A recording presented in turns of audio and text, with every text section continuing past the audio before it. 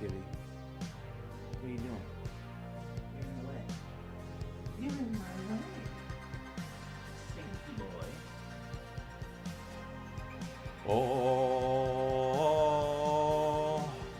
against the law.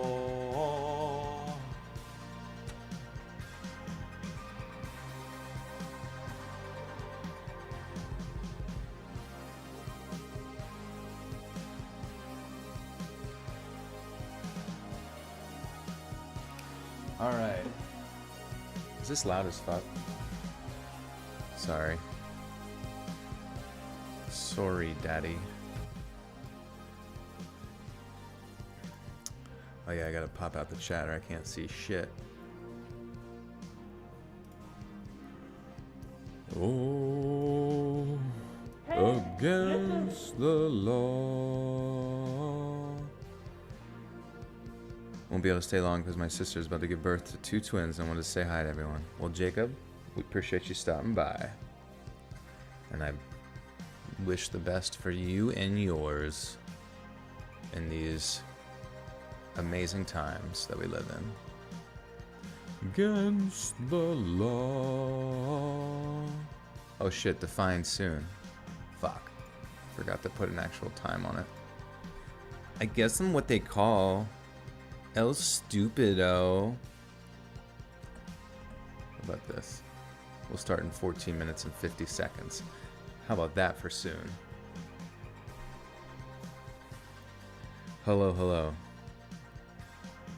You got here at the beginning again. You have timed it up perfectly. All of the streaming gods smile down upon thee. And now, prepare for the next wave of bullshit. Hey! David De La Rosa with the 2 says, hey Joe, happy Sunday, buddy. Thank you. Happy Sunday to everyone else.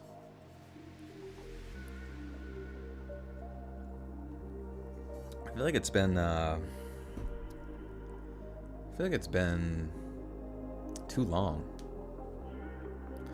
Joe es muy estúpido.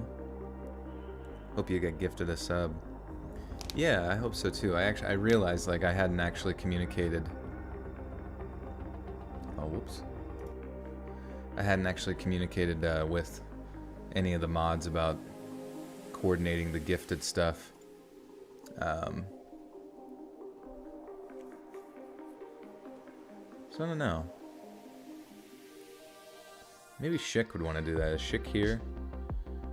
Schick the shtick. That's how twins come in twos. Yeah, like the twin towers. Hello.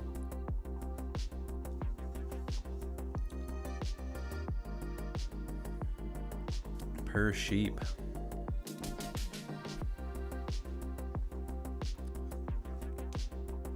The per deep name is spreading.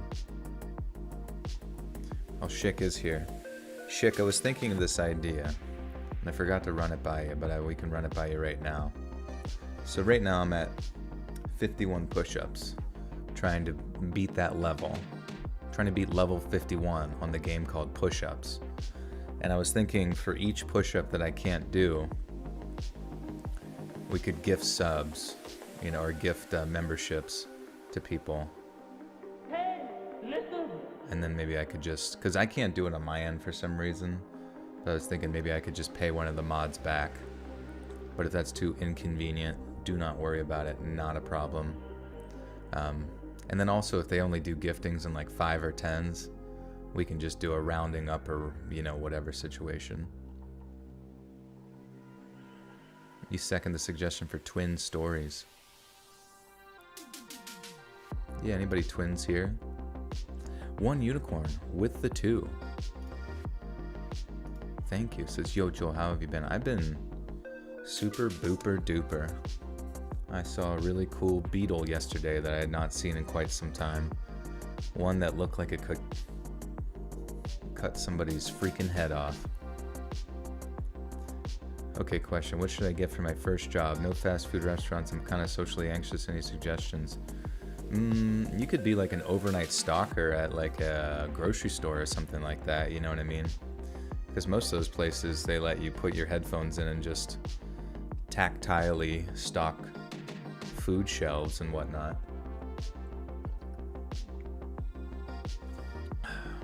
I'm an identical twin. My brother is an a-hole. I'm an angel. Hey, sometimes it just be like that, you know? You got a sibling and they just ain't on the same length of wave. Work at a movie theater. Yeah, that'd be good too. Also, sometimes it's kind of goof. It's kind of goof. If you're socially anxious, honestly, just to get whatever job, and then just figure it out as you go, and it actually will help you in the long run. Because I remember my old friend was that way, where he had like a very specific job that was like essentially keeping him antisocial for like a while. And then all of a sudden he was forced during COVID, when that job shut down, to get another one. And then this new one really opened up his social butterfly net. And honestly, I think it was really good for his, his development as a person. Memberships. My estate is too rural for overnight stalking. They do it during business hours, so it sucks for everybody. Oh, where they just kind of get in the way, probably. Warehouse, decent pay, not all that hard, not much interaction required. Yeah, there's a lot of options. You could be a grave. You could work at a graveyard and just dig the graves.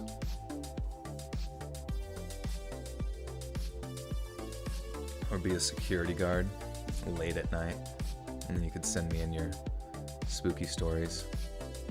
Basically, I'm just going to tell you jobs that'll get me content. Haven't been having a good day, finally something good. You're welcome, Lynn. Good to see you. This music is relaxing. Yes, this is some custom jams that are available for members over in the members only playlist. You're a grave. And everybody wants to live inside me. Everybody wants to bury themselves deep inside my catacombs. Like and subscribe, y'all. Yeah, before shovels, it was really hard to dig graves. You had to just really... You had to use your fingernails like a dog. What a great way to end a Sunday. Heck yeah, that's what I like to hear. New job working for federal student aid. Get paid $20 an hour to sit and listen to people yell at me about student loans. Yeah, it's weird too. It's like, what do you expect them... What do they expect you to do, you know?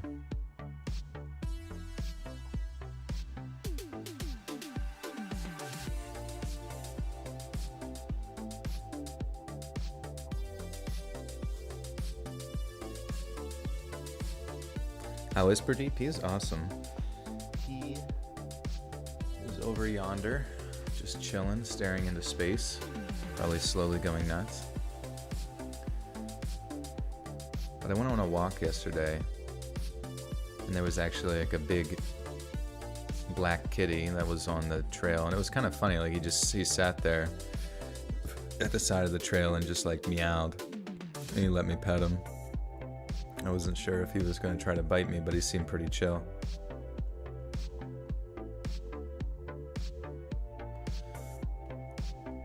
If lighthouse keeper is still a job, there's a chance. I think most of those are taken up by like every ghost ever. If you're dead, you know what I mean, that would be perfect. Summer Markela with the 5 says, is the "we need to talk" text always bad, or can any good come out of it? Asking for a friend. Yeah, like you'd say like, "we need to talk," and then you're like, "Yeah," and they're like, "I just won the fucking state lottery, $64 million. We're rich, babe." That's always a potential. You never know. Or, just every time they interact with you, they could say, "we need to talk."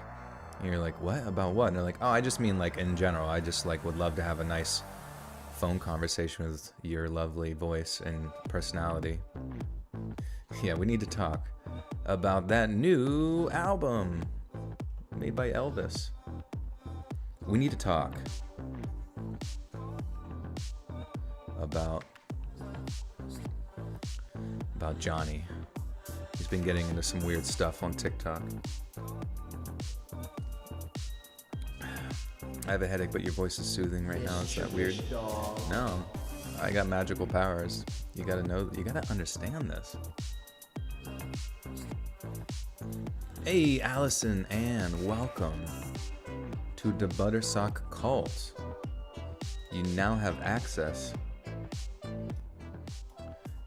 to bonus content. I think Fry's gonna be here tonight. I know he was on vacation for a little bit. We need to talk about pumpkins. They're amazing. We should carve some sometime. You saw a hawk take a squirrel? That's fucking sick. Today when I went on another walk today, and I jokingly sprinted after one groundhog, and it ran away. And then I sprinted, with my friend. I wasn't just doing this by myself. Isn't it funny the silly things that you do whenever you have friends with you, but you would never do by yourself? But I sprinted at this other groundhog, and I swear to God, it just like didn't flinch and just like looked me dead in the eye as I got within like a foot of it, and it just didn't flinch or move or anything. And I just was like, holy shit. And it was really funny just because that motherfucker was like ready to take my ass down. Played chicken with a groundhog and got chickened. Got grounded. Your quote-unquote friend. It was all of you. My Freunde.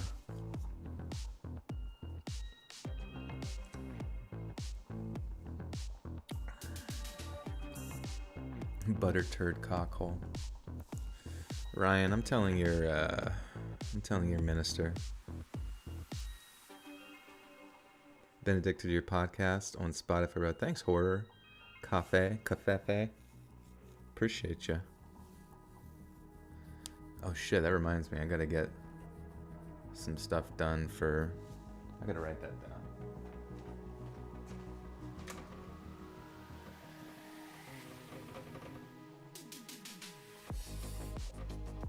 It's always weird when my like to-do list is just completely empty.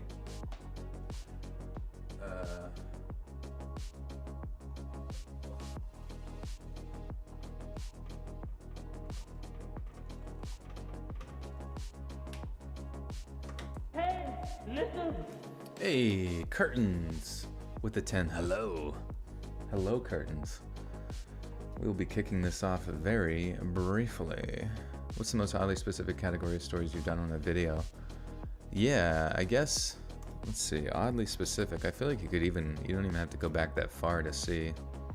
I feel like I've had some like really, even just like Cabin in the Woods is kind of like specific.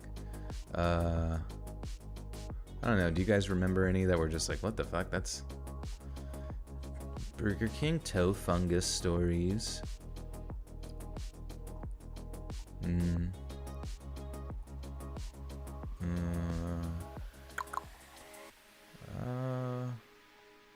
IDK, honestly. I'm going through here. I can't quite hone in on any ones that are like... I'm sure as like time goes on, I'll probably be getting more and more specific as I run out of ideas and just need to find stuff. Do you stand while watching TV? No. Well, actually maybe. I guess if I'm watching stuff on my computer, I'm just like sitting there eating. But I feel like I would be more inclined to sit. The cartel stories are pretty brutal. Oh yeah, the FurryCon one was oddly specific. Yeah. Those furries. Furries are fucking scary, man. I remember there was like a period of time after I posted that video that like, I don't even know, I feel like there was one on Twitter that was like pretty pissed about it. He was not too fond of me presenting his crew as potentially scory or scary. Curtains with another 10 says your voice is soothing one day. Thank you, Curtains. I appreciate you. Do the horror animators reach out to you or vice versa? Yeah, some of them reach out to me.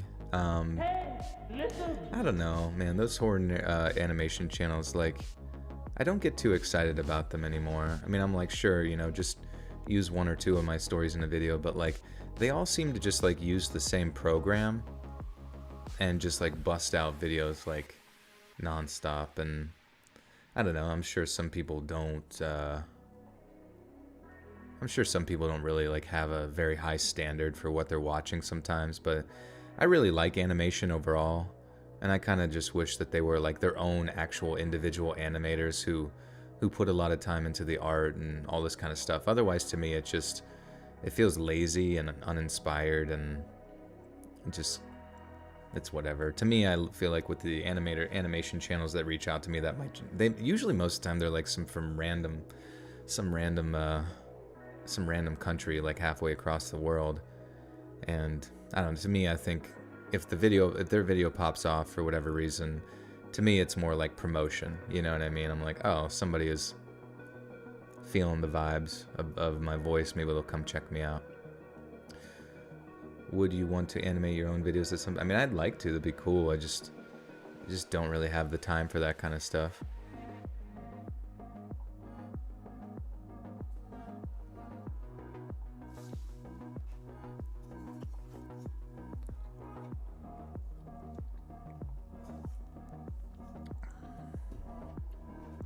Alright, well, I guess we've already reached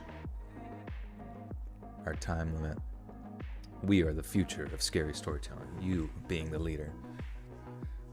Yeah, I guess so. I mean, the thing I'm noticing though is like, if you really want to pop off on YouTube and that kind of thing, is like the true crime style videos that tend to include somebody's face, you know what I mean? Like somebody who's, you know, like an actual personality of sorts is like there in front of the camera with you, kind of like the Mr. Ballin or what's that chapter, that kind of thing. All those types of people, like those ones seem to sort of get quite a bit of traction, especially if they're edited well. And yeah, I don't know. Sometimes I don't really know what differentiates like one from the other as far as like what people are going to gravitate towards and what's going to get the big views. But I feel like a lot of people ask me like, how do I break into scary story narration? And I'm like, well, I mean, you can do it, but I've just noticed like a lot more often than not, narrators that start out have a really tough time like getting traction as far as followers go. But I do notice that like people within the true crime world, at least right now, are having a better time at like building an audience. The only tough part is like, can you maintain, you know, monetization for your content because of how, I don't know, controversial some of it can be. Anyways, we are going to kick off our reading time. Thank you for being paciente. You've been binging me all day. You'll become a let's readaholic. Be careful. I'm a narrator with 24K on TikTok, but YouTube is rough. Oh, that's right. I remember seeing you, Horror. Yeah, I remember. Because I've recently started putting some stuff on TikTok, but I gotta look at your page and see what your like what your thumbnails and shit look like, because I feel like mine are kind of, I don't know, I feel like they're not like nondescript because I'm just like reading Reddit like AMA stuff. Your tooth cracked halfway off and I don't have insurance.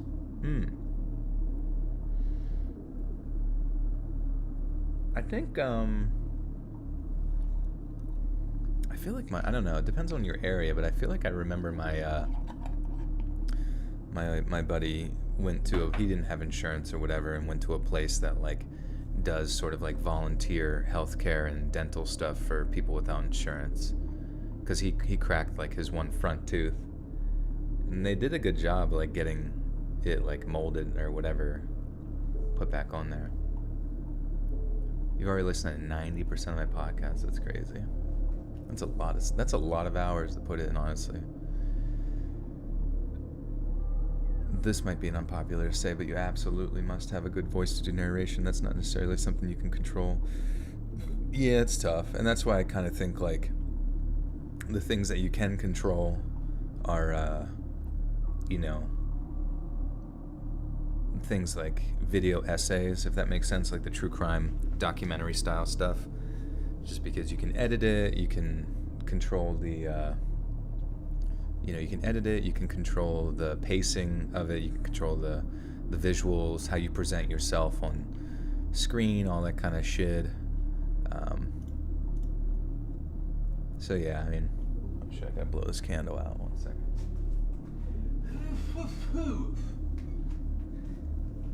Got it. You've listened to all my podcasts. Well, you gotta come here to get the newest and the latest, coolest stuff. Go to a dental school, okay. Do you cute, horrible scream? Probably. At scary movies. I'm still we got 12 days till that Jordan Peele Nope movie comes out. It's like the only movie I've looked forward to in like a while. I'm curious if there's any other good ones out right now. I definitely would. Oh, I still need to see, what is it? Everything Everywhere All at Once or something. I still really want to see that. But for the most part, I haven't really been too excited about movies. Do you like Nightmare Files? He's my second fave. Third is Mr. Night. I think I've seen Nightmare Files in here a few times, but I can't quite remember which one is his. What is the weirdest food Pradeep likes? He likes mayonnaise, which is really weird. If there will be like mayonnaise on a plate, he just loves licking it. And I'm like, oh, that's gross. Even though I ate it too. We're both just sitting there licking it. Can I say hi to your baby noodle boy, Killian? Hello, Killian. Yeah, I've been watching a lot of Key and Peele skits lately, and man, some of the shit they did there was just like genius. Just absolutely genius. Like, I remember one point when like Dave Chappelle made his like stand-up comeback. He was talking about Key and Peele, and he was like, I'm watching Key and Peele do my show, And I get it. There is like a parallel between like his show and theirs, but like in the sense of like they're in front of a live studio audience, and then they present like a skit or whatever. But like, I don't know, Key and Peele's production value is like 10 times that of fucking the Chappelle show. And granted, maybe they just have more funding or something like that. And maybe they even have more technical experience, but just those guys' like ability to act and bring like just ridiculous characters and ideas for skits, it's just, they're so fucking funny, dude. Holy crap.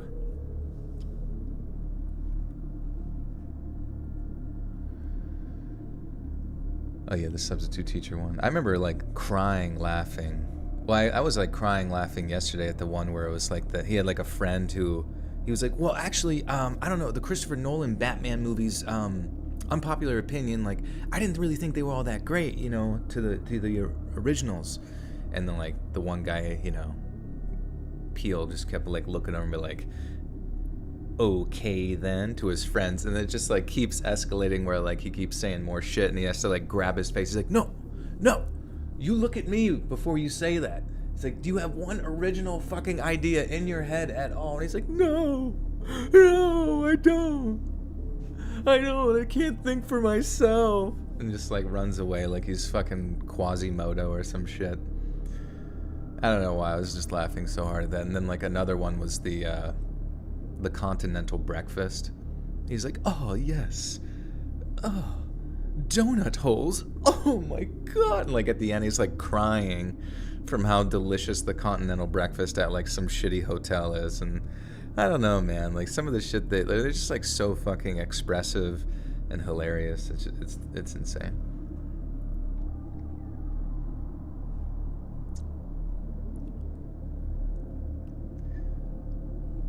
Hold on, let me make sure this is cleared out. Yeah, we should be good.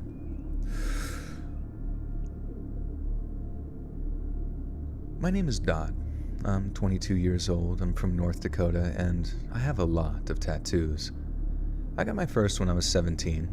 Shout out to the tattoo artist who knew the ID wasn't mine but inked me up anyway. And after that, I was hooked. I got a sleeve over the course of about 9 months during my late teens. I got my neck covered with a skull and flower motif. I got a wolf covering pretty much my entire right thigh. I even got a small face tattoo. Provocative, I know, but in for a penny and... Wait, what? I even got a small face tattoo? Why is that provocative? Oh, on their actual face, I see. Yeah, I guess that is not great for interviews. When they did Obama smoking at college, he intercepted the joint in the rotation and called interception. That's funny. Yeah, his impression of Obama was actually insane. I'm the president of the United States. I even got a small face tattoo. Provocative, I know, but in for a penny and in for a pound of flesh, as they say. I know some people look at me and think that I'm some kind of trashy meth head loser or something, but once you get to know me, people, you realize. But once you get to know me, people realize I'm smart, loving, a thoughtful person whose ink has no bearing on their actual personality. I make a great babysitter. I know I'm great with kids, and all of the families whose kids I took care of learned that for themselves after taking a chance with me. Maybe that makes me sound kind of full of myself, and I hope it doesn't, and I'd like to think it's fully justified, given some of the cruel things that have been said to me over the years. And this brings me to my next point. I don't think I'm the prettiest girl in the world, but the extent of my tattoos sometimes has a certain effect on men. I don't want to go into too much about what those entail. I'm sure you can all guess if you apply a little imagination, but I really, really hate some of the lewd and inappropriate comments I get when someone with no mouth filter sees my ink. At best, it's just annoying, and a guy quickly gets the message when I tell him to stick his non-compliments where the sun doesn't shine. But then at worst, men can get very, very frightening when they're not used to being told no. This story involves one of those. In May of 2019, I was on my way to one of my regular babysitting jobs on a humid Friday night, and I needed to stop at a gas station to top up my tank. I live in quite a rural area, and despite this gas station being a pretty regular stop for me, it's the only one for miles and miles around. So while it gets its fair share of regulars, it gets plenty of visitors who aren't from the area, and sometimes they're not even from the Rough Rider country. Rough Rider. Rough Rider. Is that a place, Rough Rider country, or is that just kind of a term?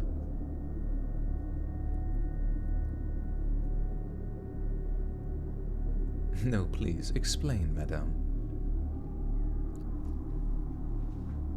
I'm not inherently against getting a tattoo, I just don't know what I want my body permanent. Exactly, yeah, I think some people just kind of say fuck it and go for it, and I don't give a shit what people do with their own body, but for me, like I've said this before, like I can barely find like a graphic tee, you know what I mean, to wear from Spencer's or some shit, let alone, you know, having it permanently inked on my body. The only tattoo I've seen on somebody that I've just really thought was cool was like my one buddy's wife had like a photorealistic image of like an elephant on her foot. And I don't know why that was like, maybe it's the foot fetish. No, I'm just kidding. But you know what I mean? Like I have no idea why that one was like just stuck out to me, but I'm like, huh. It's like kind of out of the way, but if you see it, you know what I mean? You're like, holy shit, that's fucking cool as fuck. Because it literally just like was so detailed. It was like out of a National Geographic magazine. And I don't know, I thought that one was cool. I was just gonna get one on my forehead. I don't know about you guys.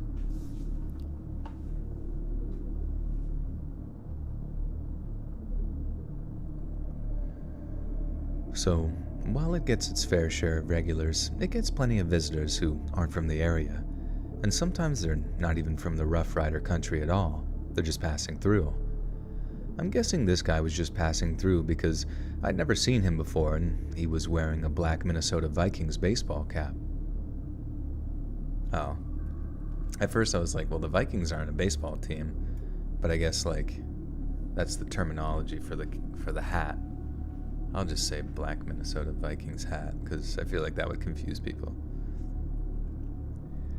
I'm guessing this guy was just passing through because I'd never seen him before and he was wearing a black Minnesota Vikings cap, and I don't know if it was because I was hungry or just generally in a grouchy mood, but when he started slurring lewd comments my way, I gave him the business, particularly harshly.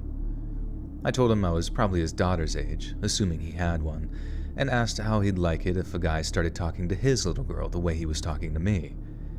He then made some comments about how he'd never let his daughter, guessing he did have one, quote-unquote, ruin her body in the way that I had. And comments like that used to hurt me, but not anymore. They're like water off a duck's back these days, so I told him to go jump in a lake. A nicer version of what I actually said. I don't want to get your video taken down, so I won't say it. And then just paid for my gas and drove off. I didn't think I was being followed. But then again, I don't think I looked at my rear view the whole freaking drive home. Like I said, I live in a pretty rural area, and unless you pass through a small town or whatever, there's not much need to actually check your rear view while you're out on the main highways. So, when I got to the place I was babysitting, I had absolutely no idea of what was to befall me that night, not a single clue. So it was with blissful ignorance that I parked my car, knocked on the door, then went inside to chat with the mom and say hi to the little man. A few hours go by and I mostly occupy myself by playing Nintendo Switch games with the little guy and deliberately losing to make him feel good about himself. You know how it goes. Not that I'm any good at Mario Kart or whatever, and sometimes I didn't even have to pretend to be slipping off the track to let him pass me, but it brings me a lot of joy to see him happy. Anyway, at about 9 p.m., which is way later than his regular bedtime, partly the reason he loves me and says nice things to his mom about me, I take the little guy to bed and read him a story until he's snoozing soundly. After that, I help myself to some of the leftovers that the mom had left for me. She's a great cook, so I take no offense at her leftovers. Then I settle into the couch to watch TV and text my friends. And right about then is when I hear a knock at the door. I get up to answer it, kind of nervous about who it might be, but still not wanting to refuse just in case it's important or something. But then when I open the door, there's no one there. Kids play pranks, right? And even though it's a rural area where the houses are sometimes like a half a mile apart, it could have just as easily been a bunch of kids who cycled over just to get up to no good, right? That's what I told myself anyway. I'm not the type to just freak out over a game of ding-dong ditch, so I just closed the door, muttered something about dumb kids under my breath, and went back to watching TV. Not long after that, it happens again. Only the knocking on the front door is even louder this time, and kind of interspersed too, almost like some kid was kicking the door or something. I got really mad, thinking it might actually wake the little guy upstairs, in which case it would be super difficult to get him back to sleep. So that time, I opened the door, took a few steps outside, and looked around to see if anyone was watching the door or hiding in the darkness. There was no one in sight, but I definitely wanted to warn the kids off. Team Rocket. What about Team Rocket? Oh, cool. I have 2 dental schools near me. I don't know how to go about getting a tooth pulled there, though. Do I just walk in? You probably have to make an appointment. And the shitty thing is sometimes it might be a period of time out, depending on the severity of it. So I would definitely just give them a call and see, how they go about, going about that process. Because unfortunately, whenever there's not money involved, you end up getting put on the back of the line kind of situation. Yeah, when you hear them think nothing of it, you know they're screwed, for sure. I thought nothing of it. The next thing I know, I woke up in a trunk. Klaus Damon with a 5. Thank you, Klaus. So I went, let's weed. What's Purr doing?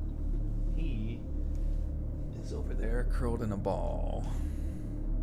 Chillin'. $100 billin'. Hey, Echo with the 5. Just wanted to pop in and show some support, love, both you and your content. Thank you, Echo. I appreciate that. Would you guys still watch my content if I don't know, dropped a big nuclear bomb on the moon or something bad? I don't know. Nuclear bomb. Horror movie cliche. Open the door without checking to see if someone is there or not. Also, have 911 at hand. Yeah, you would think that they would be. Yeah, like anymore after hearing all these stories, like there's no messing around. You know what I mean? I'm not trying to be fucking Scooby-Doo in this shit.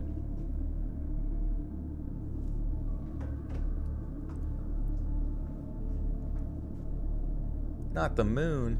Honestly, though, I feel like, well, I don't even know if a nuke would affect the moon. You probably need a lot of nukes.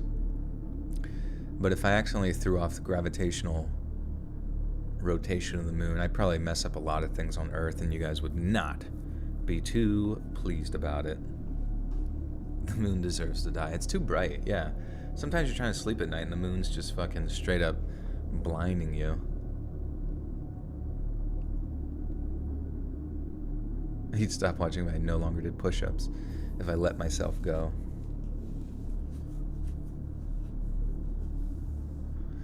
Sick pup with the 2. Thank you, Sick. Why no more ghost stories? I'm just, you know, I'm allowing that market to open up for others. You know what I mean? But sometimes I still do them on members-only content, so... What if you shrunk the moon, stole it? Bro, the whole fucking planet's ecosystem would just be done for. It's so weird sometimes looking at the Earth for as, like, imperfect as it is. Just, like, the astronomical ability for it to harbor life and, like, have all of these particular things working together just ever so perfectly. It's honestly astounding.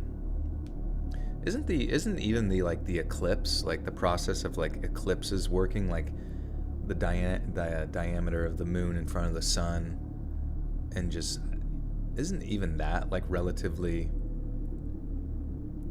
like obviously astronomical in the sense of being astronomy, but just the, how do you describe it, like the mathematical probability of that occurring, where the moon can fit into that perfect position. I don't know. It's just really weird. The moon's made of Swiss cheese. I always thought of it more of like a pepper jack. But that's just me. The spiritual side needs you back. Hey man, I love ghost stories. They're some of my favorites. Just nobody ever wants to watch them.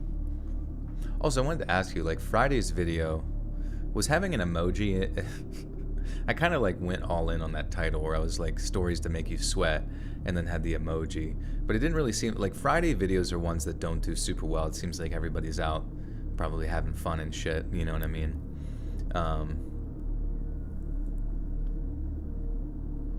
But I added like a what was it, like an unskippable pre-roll ad on that one, and I didn't know if like, have you guys come to like one of those unskippable preview ads where it's like, I don't even know, you have to do the 15 to 30 seconds watch, and have you ever gotten frustrated, you know, from, you know, just ADHD anger, and you're like, fuck it, I'll go listen to Mortis Media, I don't give a shit, I don't want to watch an ad, you know?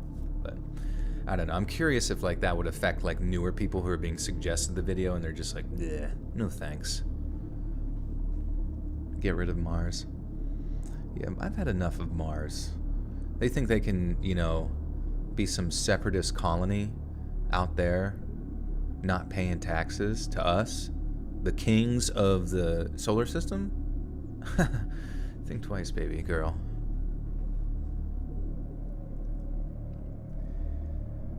There was no one in sight, but I definitely wanted to warn the kids off from doing it, so in a voice that I tried to keep low enough not to wake the guy upstairs.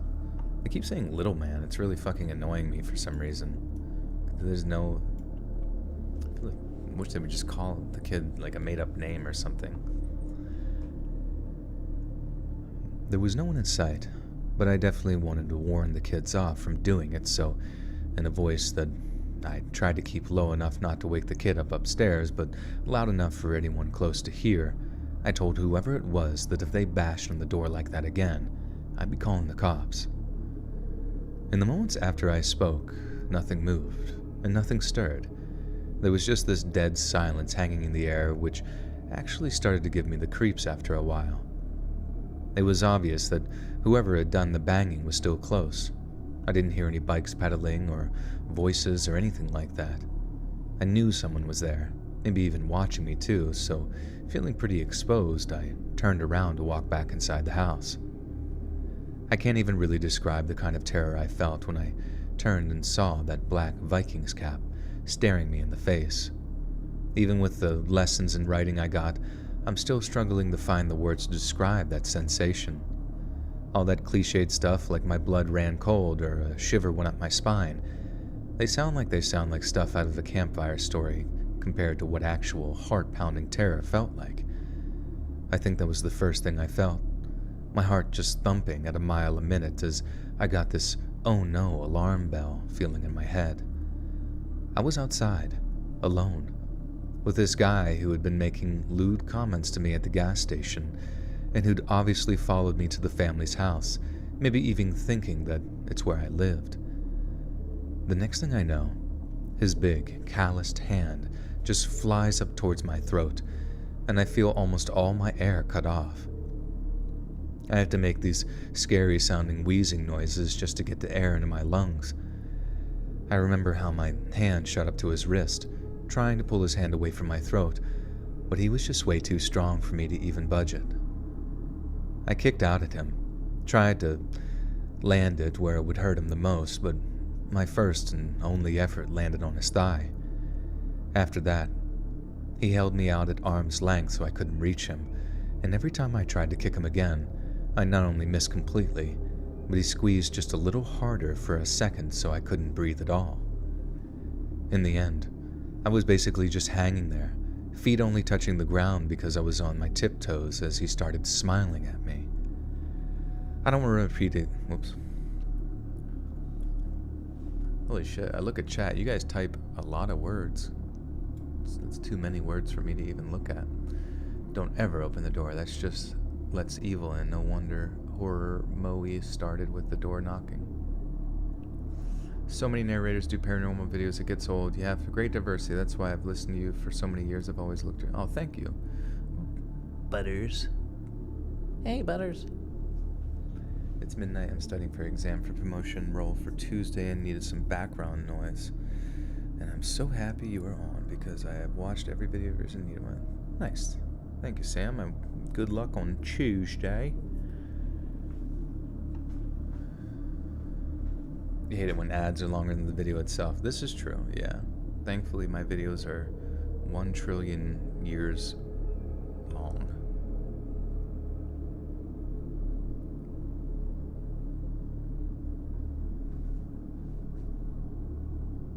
But I never do ghosts. I know, it's just because they don't do very well. And I feel like when one video doesn't do well, it kind of like hurts the success of like other videos going forward. But I don't know, I've been told that YouTube sort of addresses each video as individual videos, but at the same time, I'm fairly certain that like as videos start to do less and less well, YouTube does sort of approach its ability to notify you of new content, or rather it's like algorithm starts to learn that like people are less and less interested. So like that was my fear, is that, you know, I would essentially become less and less interesting to people that are just sort of casual listeners, but I must capture their casual attention in a, you know, in a small cage and keep them there with the promise of cheese every day. Perhaps a little dollop of milk.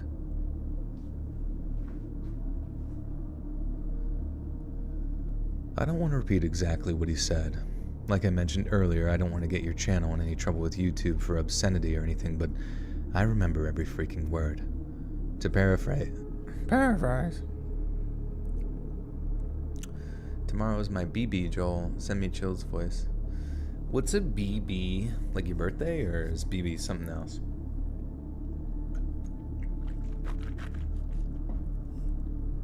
Tomorrow's your big boob. Did someone say cheese?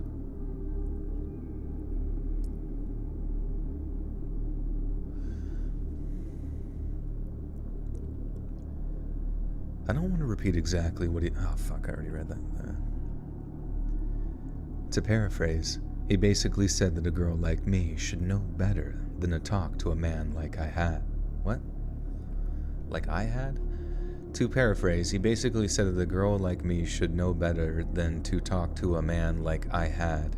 Oh, I see. I didn't understand the... For some reason, I didn't understand it and, like, compute in my brain.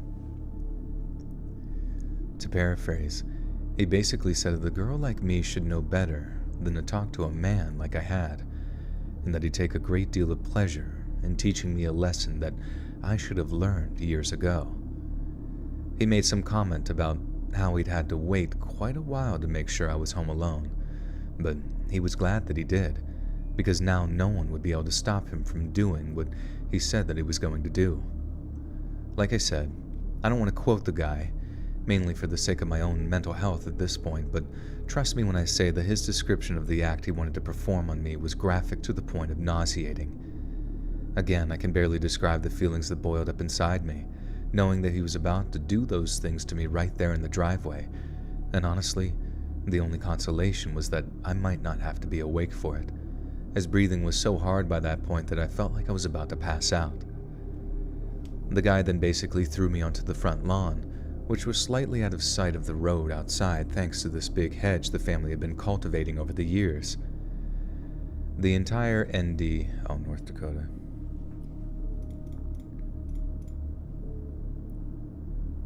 What the fuck?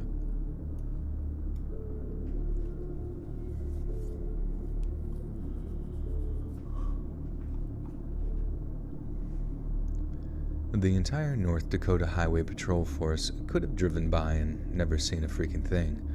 I was basically screwed in more ways than one. Then right as the guy was standing over me, I heard this little voice bark, "Leave her alone," from the doorway to the house.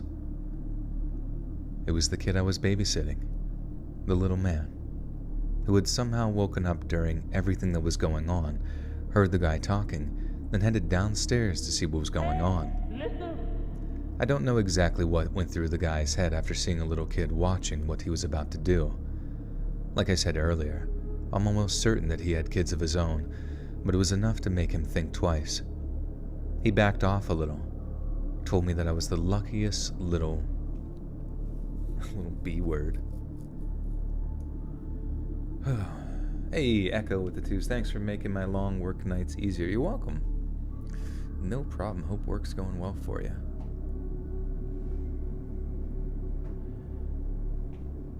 I only talk about Sandbox here because I generally think people would fall in love with it like I have. It's not like other blockchain games. Blockchain really is... I don't really know anything about blockchain games, to be honest with you. Is it like stuff that actually uses like real cryptocurrency for their in-game currency or whatever? Which is interesting, I guess. But at the same time, I don't think it should be promoted here just because cryptocurrency stuff is kind of sus for a lot of different scams and shit like that. He dropped the F-bomb, you can't say the B word. Well, no, it was like they wrote B word. Like they literally wrote quote-unquote B, the luckiest little B word. I don't know why, it just made me laugh. But, do you ever read from Our No Sleep or Let's Not Meet? Yeah, Let's Not Meet quite a bit. Not from No Sleep, just because No Sleep is like primarily, like creepypasta. Classic Mike Cade with a big $20 Reno. Thank you, Mike. Appreciate you. No message, but if you do have one, please let me know. The B movie word.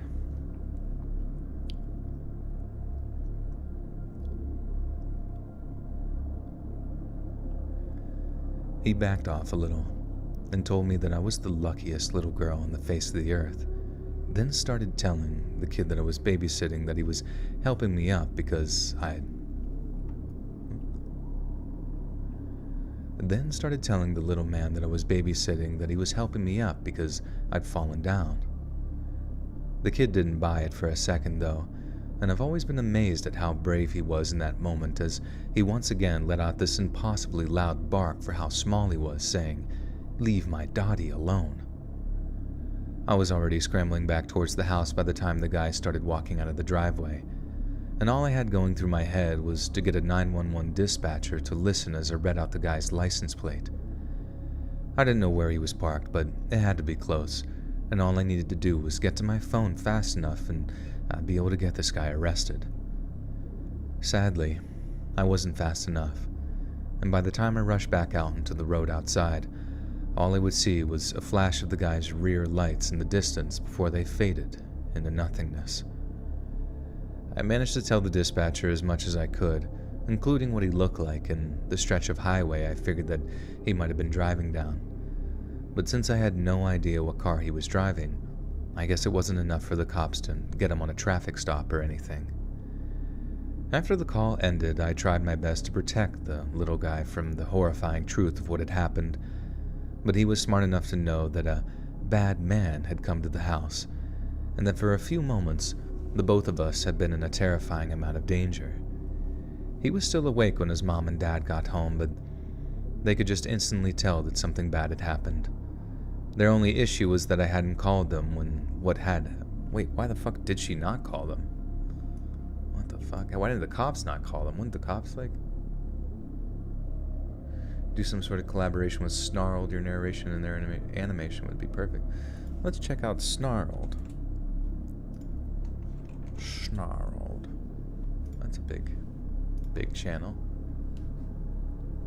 Oh, 2.1 million. Wonder why they're not doing. Well, I don't really. Do they do animations, or I'm just scrolling through? Oh, they do sort of some drawings and stuff. Kind of reminds me a little bit of I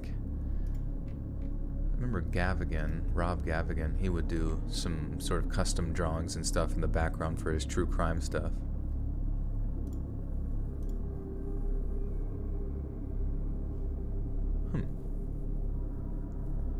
I spent the last 36 hours at the hospital with my daughter who got nailed in the neck with a softball while batting. She is okay, but God, this is exactly... Oh man, I'm sorry to hear that. That's crazy. In the hospital from a softball. Man, this shit is kind of scary. Even batting cages. I've done batting cages back in the day, but when I was younger, it was fucking scary as shit because shit would just come out of there at 9 trillion miles an hour. Oh yeah, we're at over 500 people. That's crazy. That's kind of moving sort of fast. Yeah, it's kind of funny. We usually cap out at 666. The evil occult number.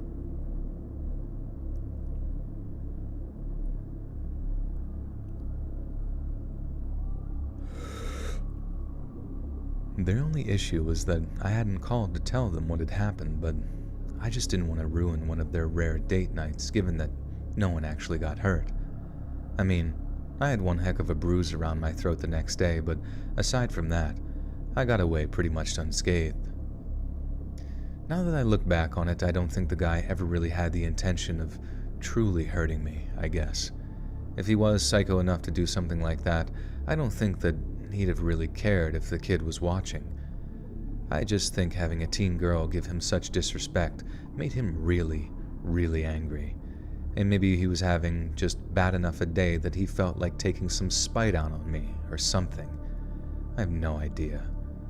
But then again, I've always been inclined to see the best in people, and I'm still something of a... What?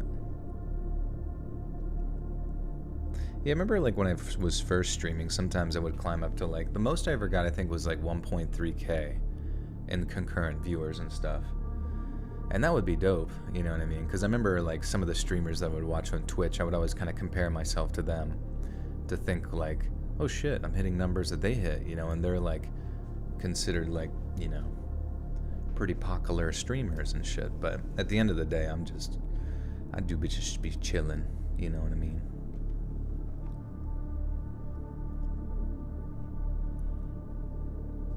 But then again, I've always been inclined to see the best in people, and I'm still something of a perennial optimist. So maybe I'm wrong in that instinct. Maybe it really was the little man who saved me from a horrific fate that night, and that a 6-year-old had way more strength, power, and bravery than anyone might assume.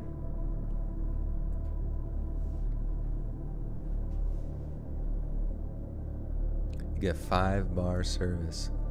You got 5G.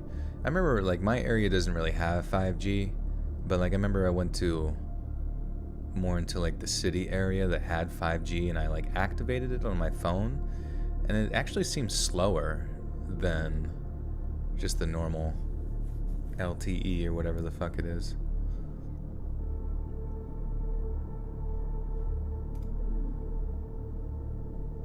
But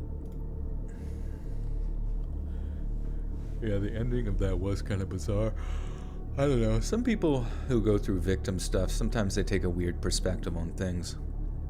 Like they might not be as inclined to paint somebody out as much as like an external viewer might be. You know what I mean? I don't know if that's just like some form of alternative psychology that like victims might go through in that scenario, but that was pretty traumatic. I feel like getting lifted up off of your feet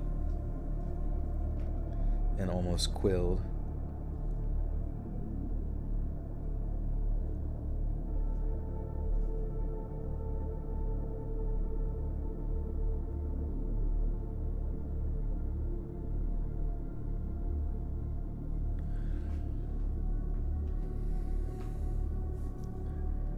Also, the one thing that I'd like to do in the stream is like every time I stream I have it set to like normal latency, and there's usually like a 10 to 20 second delay, so it's a little bit hard to have like those like instant interactions with you guys here and there.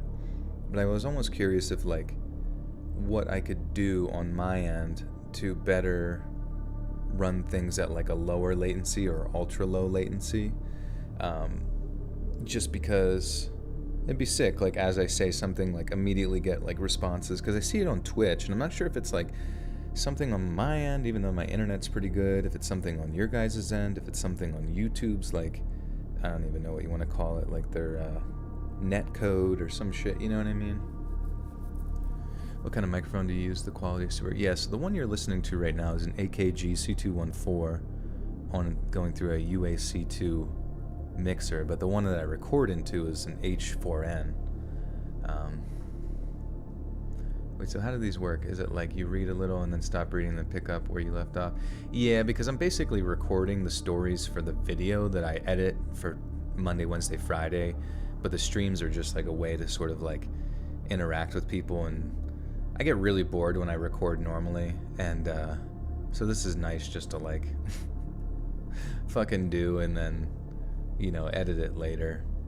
But I don't know, sometimes I sort of like ADHD get distracted by what you guys have to say, and it makes, I don't know, I find it a lot more fun than just like only focusing on the stories, even though I know it kind of annoys some people because I'm like here and there, here and there, here and there, rather than just focusing on the story.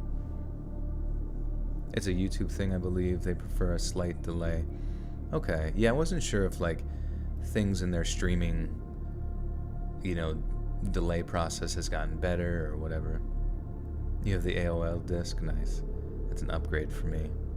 Any advice on starting a podcast? You know, it's just, I don't know. I literally don't know. I like kind of was fortunate where like my podcast sort of popped off from my my YouTube, and the YouTube popped off from like collabing with other people. So I definitely would say like try your best to like network with people as you know, continue to expand outward, because obviously you see people that were on like the Joe Rogan podcast and now they have like big successful podcasts because people saw them on Joe Rogan, you know what I mean? Stuff like that. So hopefully, I don't know, like getting the attention of people that is bigger than you is like a really hard thing, I feel like, to do, unless you like, I don't know, are really, really cool with them or whatever. You like Mr. Nightmare, but he never streams or interacts much with his fans. That's why you're number one to me. Well, I appreciate that, Noodles. Yeah, I've always been kind of jealous of Mr. Nightmare in that regard, where he just like is absolutely kind of anonymous. You know what I mean? Like he's just doing his thing, and it's not like he has to do it that often, but he's just always popping off. And I don't think I've ever seen him like chime in on anything, ever like really.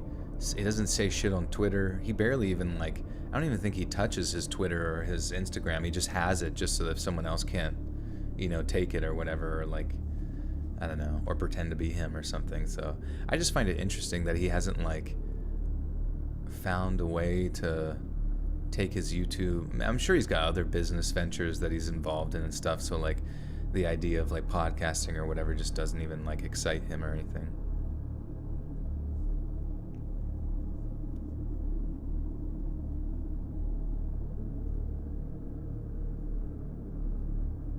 Thanks, Jackie Chan.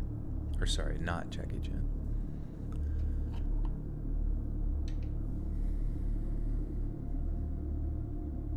Anyways. Girl wants to pop him in the throat. No, Jetta, what are you talking about? You always say some fucking weird shit sometimes.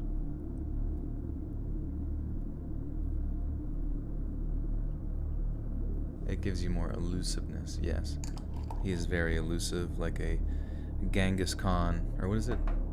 Kangas Khan in the Safari Zone. Hey, Fred D. With the peso, I think those are pesos. Is that from Joel King? Any advice on aspiring voiceover actors? Well, I feel like I'm not really the one to ask, to be honest with you, because in the realm of like actual professional voice acting, I have had like no success. No, it's not $499. It's I think it's like Filipino pesos. So the yellow there kind of indicates you I think it's like within the realm of like $10, which thank you very much, Fred. But going back to your question, yeah, I am not sure when it comes to actual voice acting. You know what I mean? Because I've struggled. I've really struggled with it. I've gotten to pick the brains of like quite a few people that are within that realm, and I think what they tell me is like, take voice acting classes, try to do small jobs so you can build up your profile and get like acting credits and stuff like that, and then hopefully at some point you build up what the fuck's it called, like a reel, you know, like a demo reel of whatever I like, the terminology is probably wrong there, but basically of the roles that you've done or been in, and like that demonstrates your range and all that kind of stuff, from like commercial to voice character acting to narration and that kind of thing. And then you're supposed to, after a period of time from like doing those jobs and essentially struggling and smuggling along, you send that to an agency, and then the agency will determine if they have like an appropriate fit for you to be doing whatever it is they're looking for. And apparently agencies honestly look pretty heavily at your commercial voice, which is something I heard. So like if you do commercials, like that's what makes them a lot of money, so they want to make the most money. I guess character acting, anime and dubbing and stuff is not where the money is really at. It's more in the commercial side of things. So I find that interesting, because I feel like the anime character acting in video games and stuff would be the most fun, I guess, but I guess it's not the greatest paying. Echo with the 5 says, how many of these super chats would I have to do to get you to do a custom audiobook for me? I love audiobooks, but my fave book doesn't have one. Yeah, I mean, it would just, I don't even know, to be honest with you. I don't think there's really any amount that would like get me to do a whole ass audiobook on something, especially if it's like a crazy amount of pages, you know what I mean? Because I don't even know, like even these, you know, stories is tough sometimes, you know what I mean? Because how many stories are there? There's like 5 tonight, but they usually end up being close to like an hour of not just recording, but like edited together, you know what I mean? Which, as you can see from the stream, sometimes can take like 3 or so hours. So if I had to do an actual book, someone would have to like really, I feel like, grease my palms to convince me that it was worth my time, you know what I mean? And I'm not even saying that I would, you know, I'm just saying like, that's why I don't really do audio books, because like YouTube is so lucrative for me right now that you guys, thanks to you guys, you know what I mean? Like that it just would be really hard to go do something like that, especially for as time consuming as it would be, you know. How did I come up with the channel name Let's Read? It was just at the time, like, so many people were doing Let's Plays, so in my mind I thought, like, oh, I'll just do a channel that's a play on that, sort of like a meme of Let's Read, and it's like, hey guys, I'm doing a Let's Read. But grease the palms. Grease the palms is just like a phrase for, like, pay, like, because they asked me how much would they have to pay me to get me to do an audiobook, and basically I'm just saying I don't think there's any amount of money that would, like, get me to do an audiobook right now, just because it would take so much time. Like if the book was over 100 pages, it would just take so fucking long that I would want to like throw myself in a fire. I don't know. What about reading personalized bedtime stories? Yeah, I guess if they were like, because I remember somebody was talking about that, like that Cameo app and stuff, and if, like, you know, I don't know, on like a more like if they were just like simplistic stories like this, like if you really wanted to hear the story that you submitted a while ago but I missed over, I mean, I would, you know, be okay like being commissioned out to do something like that, kind of like people get commissioned out to do like artwork and shit. But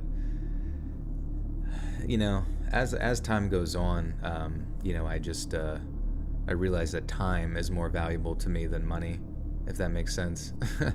Just because, I don't know, I don't want to like constantly spend my entire like life in front of a computer. How often do I stream? Usually Sundays, Tuesdays, and Thursdays, which is the night before video uploads on Monday, Wednesday, Friday.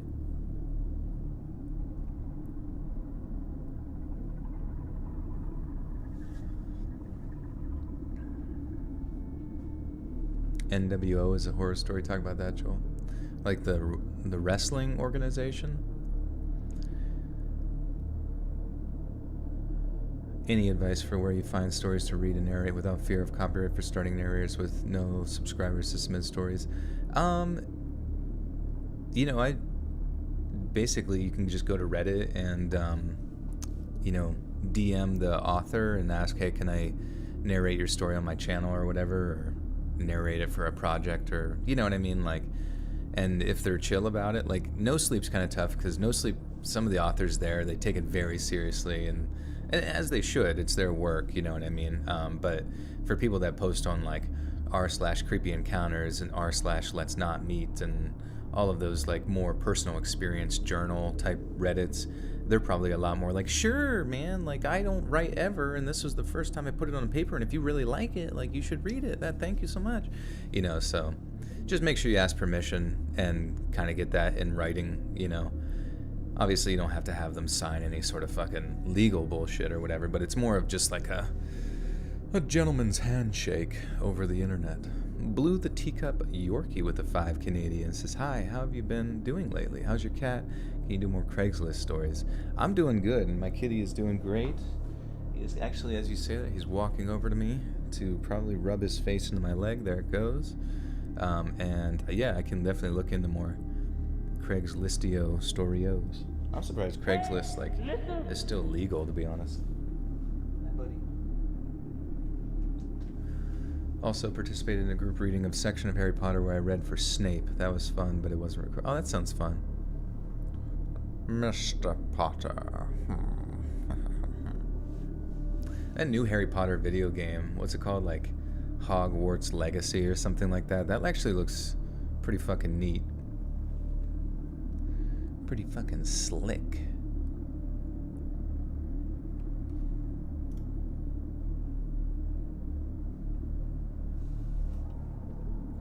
kind of cat do I have? He's just a black, short-haired cat. Hi, buddy. He's a sweet boy. He likes to be petted. Craigslist is a lawless land, this is true. Back when I was a kid, I had this regular babysitter who was the daughter of one of my dad's coworkers. I kind of hated her at the time. She was terrible at her job. I had other babysitters who I actually liked, so I knew she was terrible. She seemed like she just didn't want to be there at all. She was always super strict with me, just overzealously carrying my parents' rules to the letter as a way of taking out her spite on me. So, I got used to doing things like calling downstairs first if I wanted to get a glass of water after bedtime, or not even daring to turn my nightlight on because she made me sleep with my door open so she could check on me easily. It sounds harsh, I know, but my parents were always pretty strict too, and I guess my dad's coworker figured their influence, as well as the responsibility, would do her some good. Anyways, this one night when the babysitter arrived, she seemed different. I remember Mom and Dad, the poor naive souls that they were, telling her that it was okay if she didn't feel well and wanted to be driven back home. She refused, just telling them that she felt a little tired and would take a nap once I'd been put down to bed. And boy, did she seem tired. She was nodding out as I was eating dinner, was way laxer than she usually was, and I remember thinking that if she was like that every time she babysat me in the future, I wouldn't have to dread her arrival anymore. She actually forgets to put me to bed one time. Drew, the sneak snake with the 5. Thank you, Drew. Appreciate you. And Aaron Wilson with the 2 says watermelon wine, and let's read the best. Watermelon wine? Watermelon wine? That sounds kind of amazing. I didn't even know they made watermelon wine. Is it just like watermelon flavoring, or do they actually let the watermelon juices like ferment and stuff? That sounds great. Do I like Dr. Mike? You know, I remember seeing Dr. Mike from that like boxing event they had, but I never really watched any of his videos before or anything, so I can't really say one way or another. He seems nice, I guess.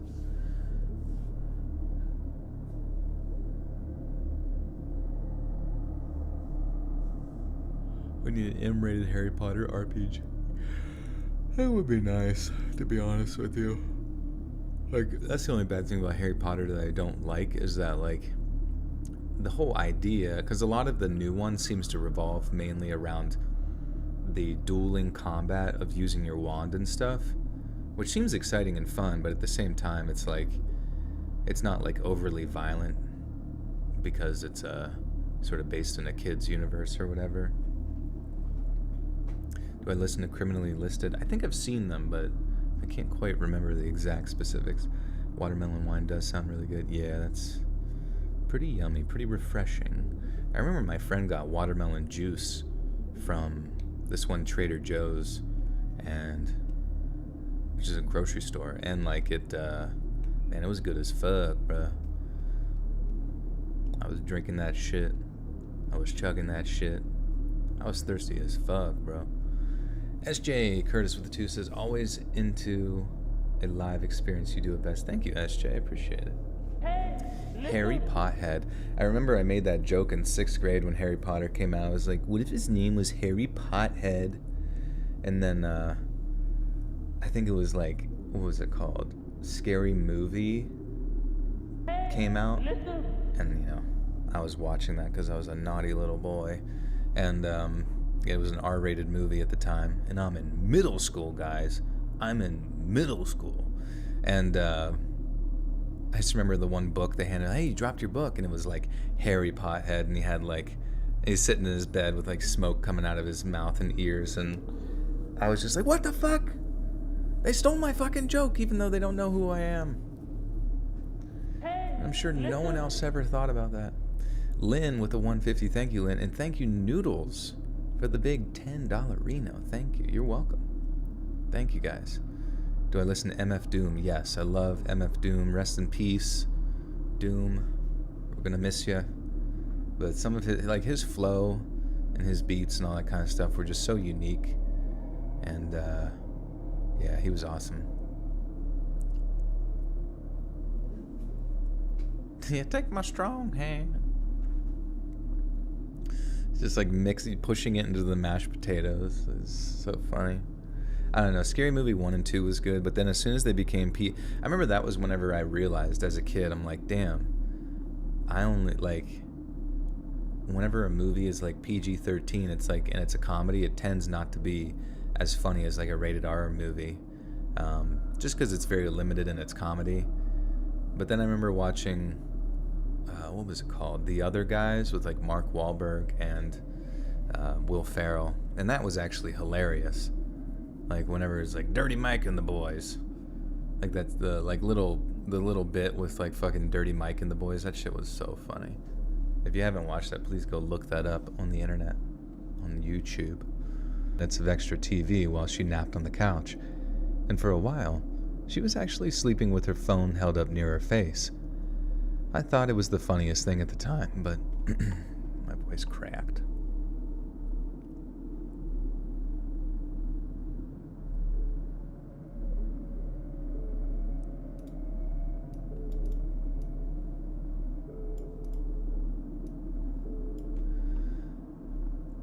I thought it was the funniest thing at the time, but if I had known what was actually going on, I wouldn't have thought it was so amusing. A few hours later, I woke up incredibly thirsty, so I stick my head out into the hallway and start calling out to her, asking permission to come downstairs to get a glass of water, as we agreed. Then for the first time since she started babysitting me, there's no reply when I call her name. There's no, "Oh my god, what do you want now?" No, "Go back to sleep, kid, geez." Nothing like that.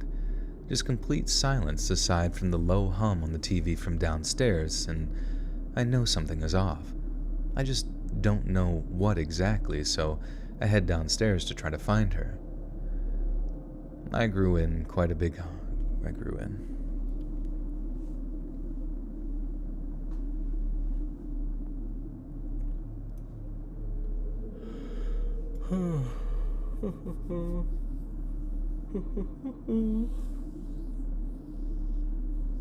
I never really liked Harry Potter or Game of Thrones. Everyone hated me for it, and I love D&D stuff. Oh, interesting.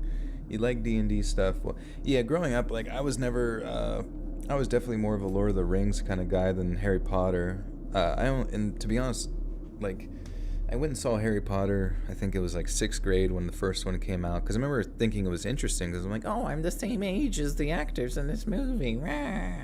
You know, so I was like, felt like I could relate to it a little bit, and, you know, it was cool, but then we got to like 4, which was like, I don't know, the Chamber of Secrets, and I just lost interest. But yeah, Lord of the Rings to me was always just like so much more interesting, because it was like more mature, and Harry Potter always kind of like just had this sort of, you know, the childish vibe to it. But at the same time, I knew that that's what it was marketed towards, you know what I mean? It's like, it was supposed to be more innocent and more whimsical and blah, blah, blah, and but that just wasn't my tang. I was more of a Skyrim kind of guy, you know?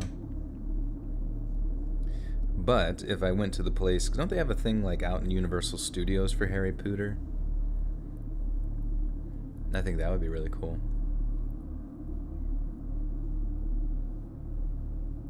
Aaron with the 5 says, nothing else to say other than you're the best. Love you. Keep up the great content. Thank you, Aaron. Always good to see you. Skyrim is awesome. Yeah. I honestly really wouldn't mind playing some type of like Skyrim style single player RPG like right now, but I haven't been keeping my finger on the pulse when it comes to video games right now, so if you guys have any suggestions, I wouldn't mind checking something out. And the fowls of the air will spread the matter.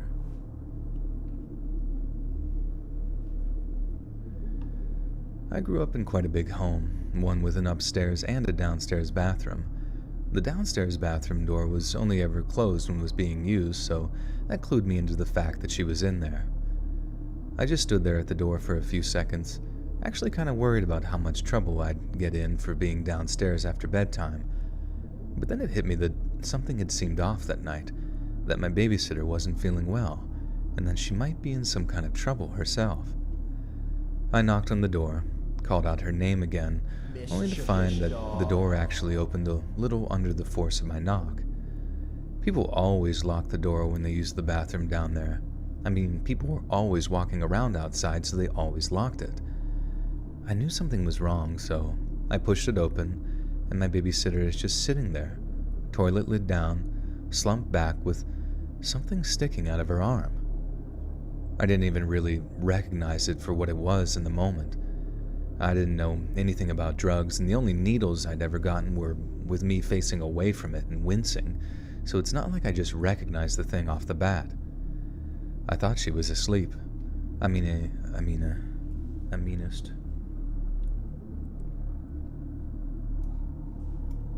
Bleep McBoop, welcome back for 9 whole months in the Buttersock Scald.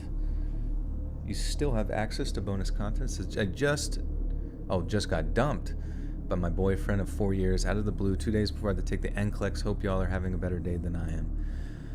Oh, okay, yeah, that's some bad timing. But think about it this way. When one door closes, another opens. And the NCLEX and you passing that test is an opportunity for you. You know what I mean? It's the opportunity for you to get a job and make money that's like really, it's good money, good secure job. And think about that. You're about to go into like your adult phase of reality where like you're going to be meeting new coworkers, you're going to be meeting new people, that you're going to want that freedom, honestly. You're going to look back and be like, thank God that guy broke up with me. He sucks or something. I mean, I don't know the specifics, and I apologize if that's insensitive towards your circumstance, but just know that like this is not the end, and just stay focused, keep studying, keep cramming.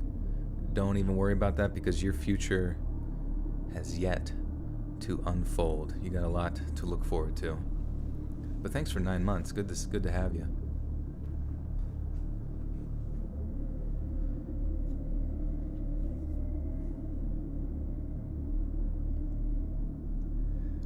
I thought she was asleep. I mean, I honestly just thought she was napping. I know she was leaning back against the toilet. Whoops. I thought she was asleep. I mean, I honestly just thought she was napping. I know she was leaning back against the toilet, head slumped over, and that any grown-up in their right mind would have known something was wrong. But she also just looked really peaceful. So peaceful that I didn't want to wake her. I just got my glass of water, then went back to bed to drift back off to sleep. The next thing I know, I woke up to the sound of my mom screaming, and then the rest of the night is kind of a blur for me. What is it?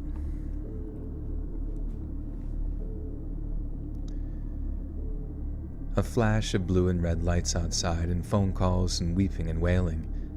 But then, almost equally worse was how my mom and dad just seemed to try to forget the whole thing. I think they did it for my sake, so I wouldn't realize how my inaction had been the nail in this girl's coffin. That if I'd only have called someone, raised the alarm in any way, there might have been a chance that she'd still be alive.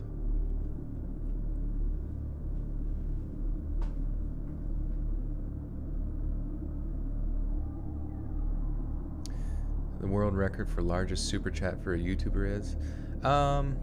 I think the maximum amount that people I've seen donate is like 200 USD. I think that's the max limit or whatever. But obviously, people have donated like multiples, which some of you guys have been insane with it sometimes. It's crazy, which thank you. But when does Joel's Holes premiere? Yeah. Well, we're in the works, and it's cool because Robin, the cool thing is Robin is the editor for this, and he's really excited about it. And he's got a ton of ideas, as far as like making it more unique than like other true crime channels that you may have seen before, as far as their visuals and presentations and all that kind of stuff.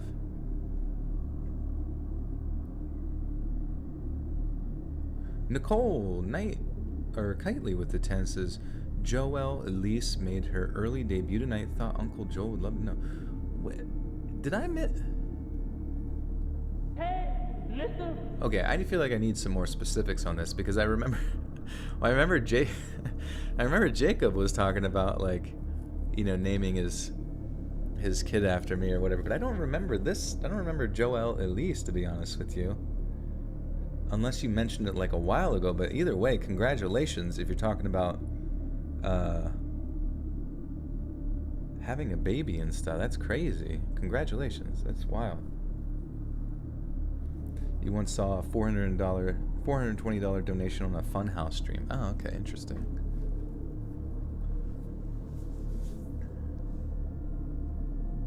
But yeah, Nicole, that's awesome. And yeah, huh.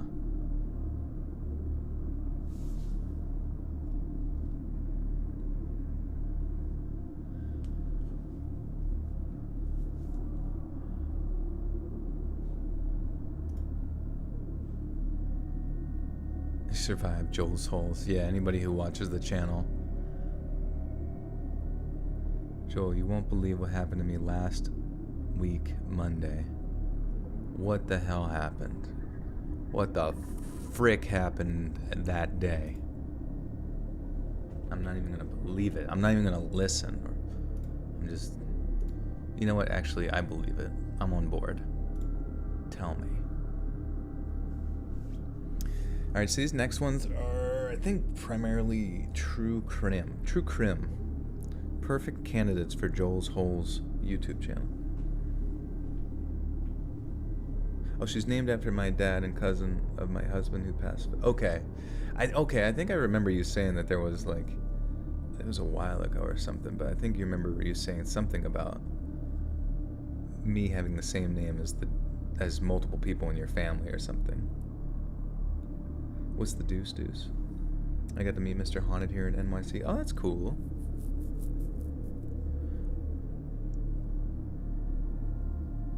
Leoge with the capital L at the... Oh, with a capital letter at the end. That'd be sick. Sometimes you just gotta change up names, you know what I mean? Names have been going on for so long and they're so random that who even gives a shit anymore? Just throw any random pile of letters together. We'll figure it out.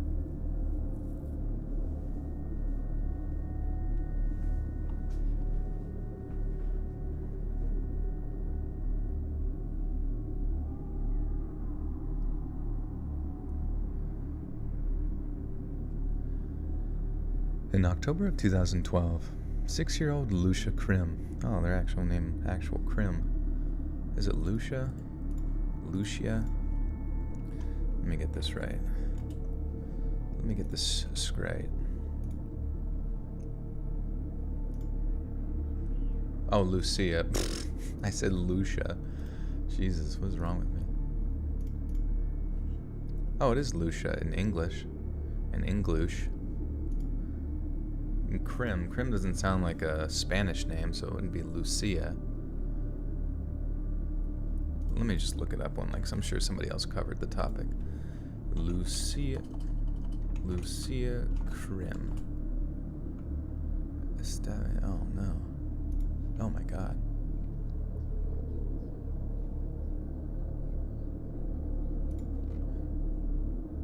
They call her Lulu in this story.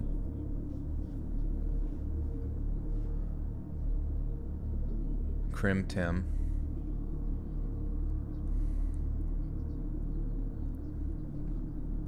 Oh, they keep calling her Lulu.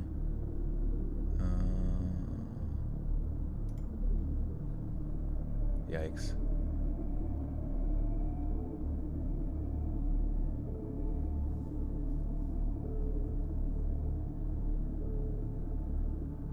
Oh, it's Lucia? Are you sure?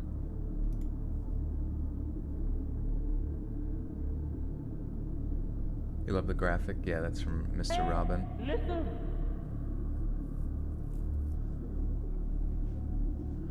Nicole with the 5 says, yes, I did mention it before your birthday and also my husband's wedding. Oh yeah, I remember it was all kind of really coincidental, so that's awesome. And congratulations again, that's amazing.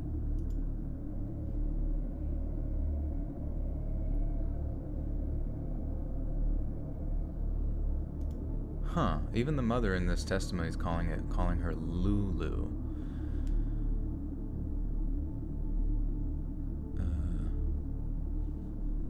I assume it's Lucia. I feel like Lucia...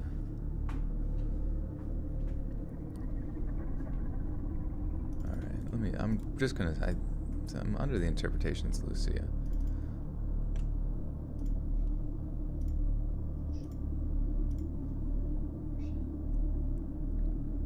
Fish tank noises. In October of 2012, 6-year-old Lucia Krim and 2-year-old Leo Krim were living with their parents, Marina and Kevin, at the La Rochelle apartment building on the Upper West Side of Manhattan. The Krims had moved to New York from San Francisco.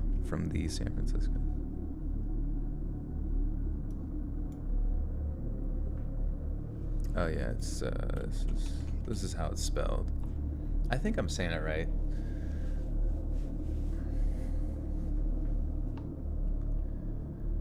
The Krims had moved to New York from San Francisco in 2010 after Kevin found work as a digital content executive at the television network CNBC. On the other hand, Marina Krim was a former kindergarten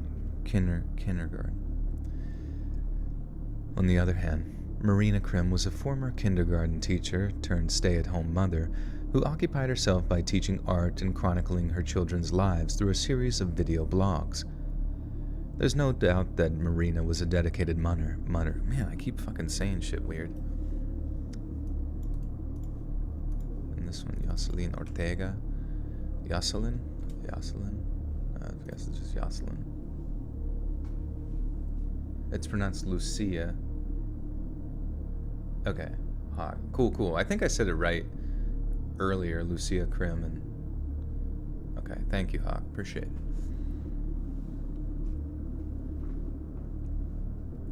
Yeah, I'm fairly certain that it's just pronounced in the typical Western English pronunciation of Lucia, but not. I don't know. Lucia is the main character for Punishing Grey Raven. It's pronounced Lucia there. Oh yeah, I think in this situation it's Lucia.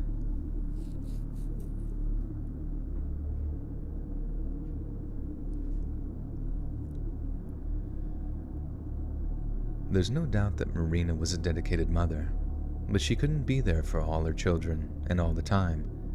And this is where Jocelyn Ortega enters the picture. Originally from Santiago de los Caballeros,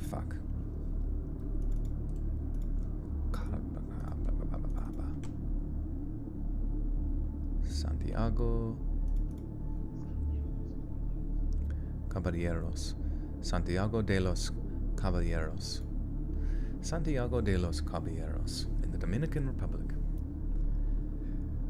Originally from Santiago de los... Fuck.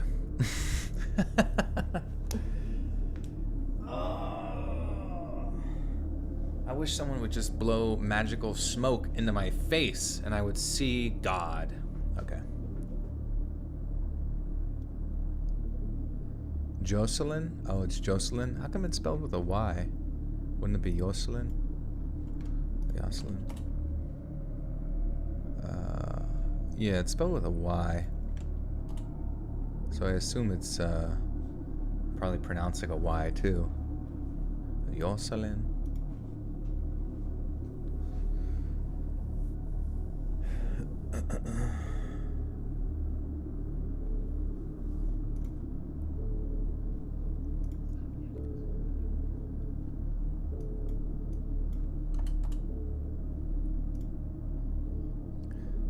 Caballeros. Wait. Oh, in Spanish it's pronounced like a J? Jocelyn? Wait. It's pronounced... Wait, yes, it's pronounced as a Y. Say it. What's... Shut up, Jada. Wait, Yoslyan? Yoslyan?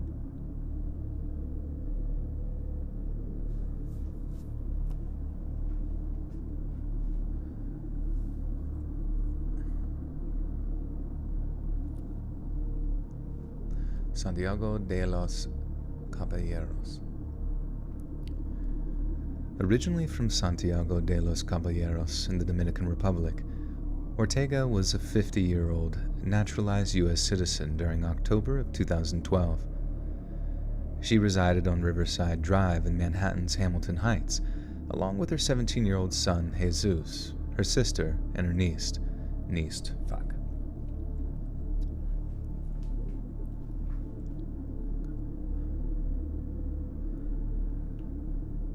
She resided on Riverside Drive in Manhattan's Hamilton Heights, along with her 17-year-old son, Jesus, her sister, and her niece. And to support them, she gained employment as the Crims family babysitter for $18 an hour. By October of 2012, Ortega had been the Crims family babysitter for almost 2 years and had earned the trust of both Marina and her husband. So much so that Marina trusted her to take 6-year-old Lucia to her ballet lessons. I feel like I need to say Lulu, because if the mom was saying Lulu in the fucking testimony and everybody else was saying Lulu.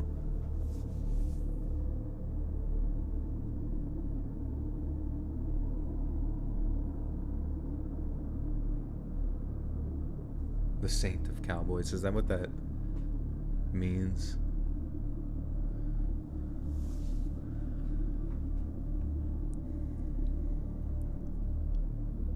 So much so that Marina trusted her to take her 6-year-old Lulu to her ballet lessons.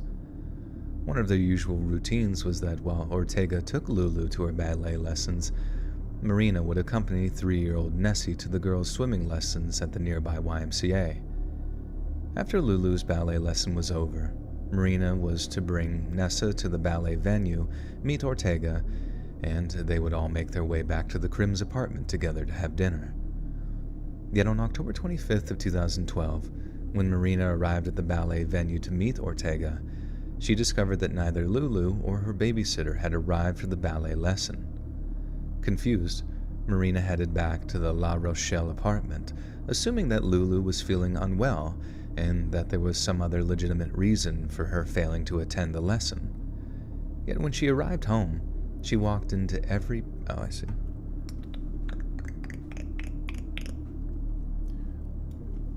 I'm gonna wind myself back up. Right.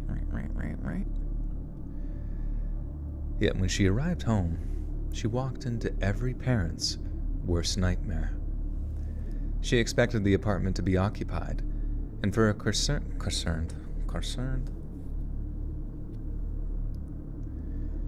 She expected the apartment to be occupied, and for a concerned Ortega to rush to her with an... Oh, I see. Man, sometimes I just can't comprehend what the sentence is saying until after I read it. Working on astronomy homework, it's a nice way to pass time. Nice, what are you learning about the universe?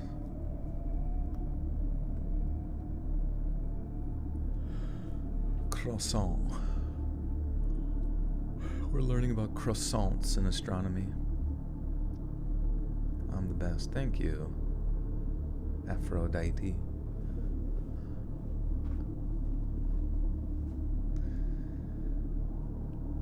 She expected the apartment to be occupied, and for a concerned Ortega to rush to her with an explanation why Lulu failed to attend her ballet lesson. Yet as Marina walked inside, the lights were off, almost as if there was no one home. Marina called out for her children, and then called out for Ortega, but there was no reply. So instead of actually investigating the remainder of the apartment, she went back downstairs to the building's doorman to inquire about her children. Upon being questioned, it was the doorman's turn to express confusion. He had seen Yoselin Ortega as she and the children had stepped into the building's elevator just a few hours before. To his knowledge, they hadn't left the building either, not by the front entrance anyway, so there was no reason why they shouldn't still be inside the Crims apartment. Marina began to realize that something was wrong, but the extent of the horror that awaited her was something she could have never expected. Marina returned to the apartment to search high and low for any sign of her children and their babysitter.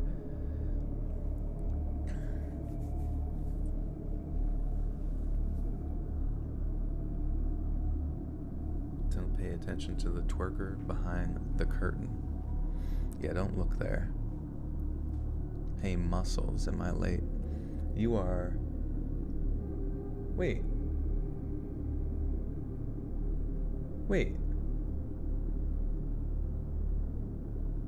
What the hell? The stream says we've only been streaming for 24 minutes. Is that how long? No, that's not right. Did the stream stop at some point?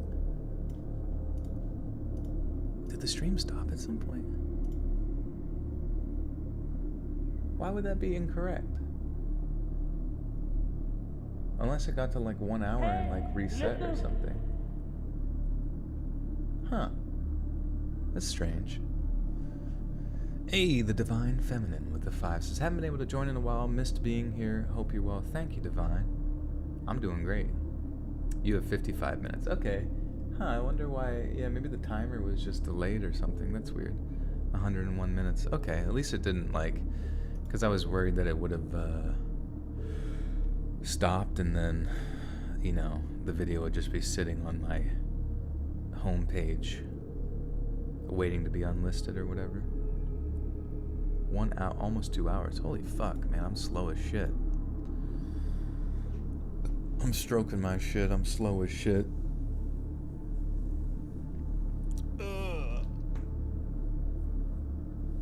Now you're sad again? How come, Ted? Why are you sad?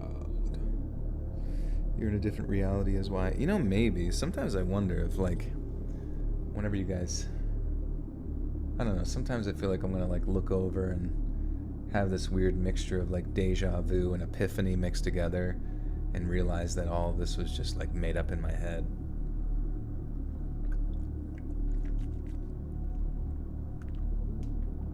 Why am I always eating instead of trying to sleep?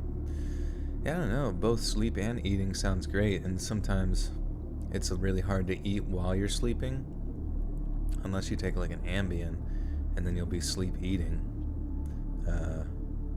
But usually what I do is eat right before bed, so that I feel sick and pass out and hate myself.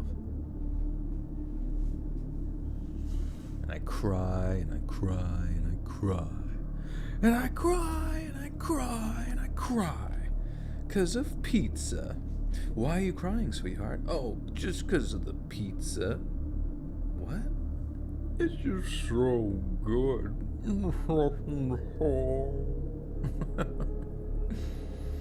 Wake up, Joel. Please wake up. S.J. Cursons who says, can you produce some loves me? I can. He's a good boy. Spooked him. Gave him a bit of a spook. A spooking. Hello, sir. Would you like your face touched? Yes, he would. He would like that.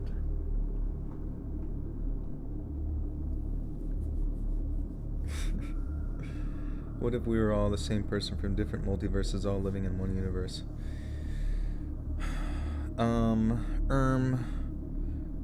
Don't even, like, say stuff like that. You're gonna, like, blow my mind. You're making some pizza dough right now? Fuck yeah, dude. Save me some.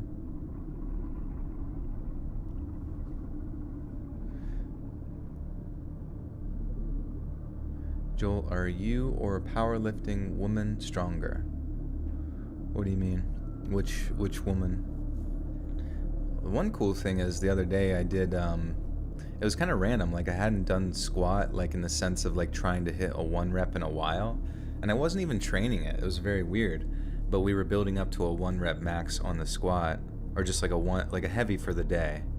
And I got 455 for my 1 rep. And it was hard as fuck, but it was just like, holy shit, dude. I did not expect to come in there and hit a PR just like randomly, you know what I mean?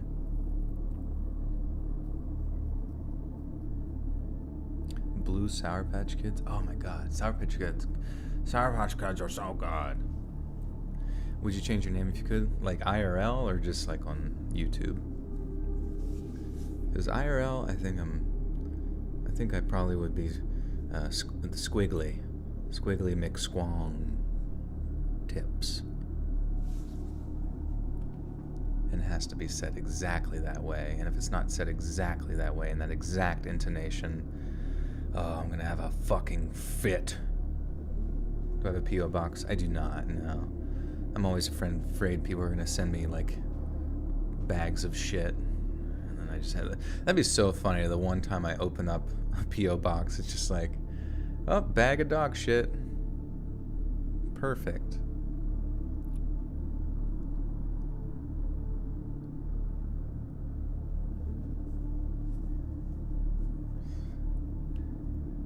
Marina returned to the apartment to search high and low for any sign of her children and their babysitter. Then, when she arrived in one of the family's bathrooms, she let out a blood-curdling scream.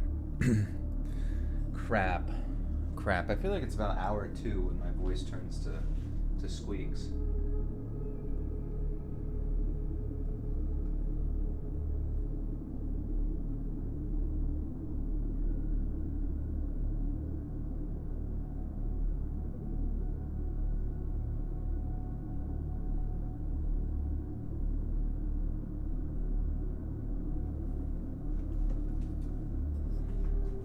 You sent a box of chocolates filled with blood. Would that taste good? Or would that be gross? Gross! I don't like to eat or drink anything blue. Usually it tastes nasty. I guess it would be able to... wouldn't be able to date a Smurf. Yeah, you'd be absolutely screwed. I guess you could date Gargamel, the Smurf's arch nemesis, because then Gargamel wouldn't have to worry about you eating any of the Smurfs because he just wants to eat them. If your blood curdles, seek medical help immediately. This is true. I feel like it would take a lot longer for blood to curdle than just instantly. You have to let it sit in the carton for a while. Marina returned to the apartment to search high and low for any sign of her children and their babysitter. Then, when she arrived in one of the family's bathrooms, she let out a blood-curdling scream that was thick with grief. Lying in the bathtub, in a pool of their own blood, were the lifeless corpse of 2-year-old Leo and 6-year-old Lulu. It was a sight that was just about anyone.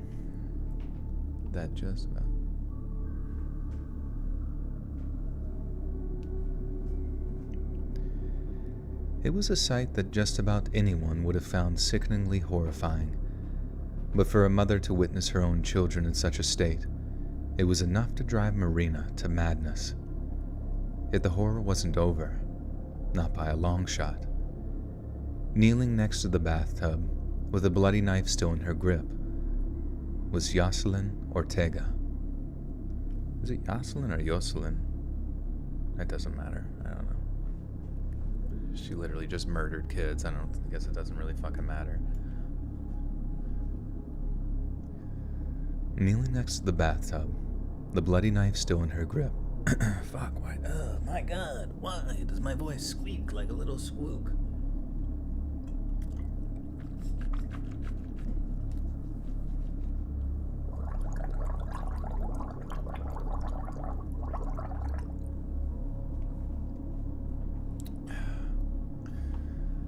Okay. Coyotes get a bad rap. Do they? Because coyotes be stealing my chickens.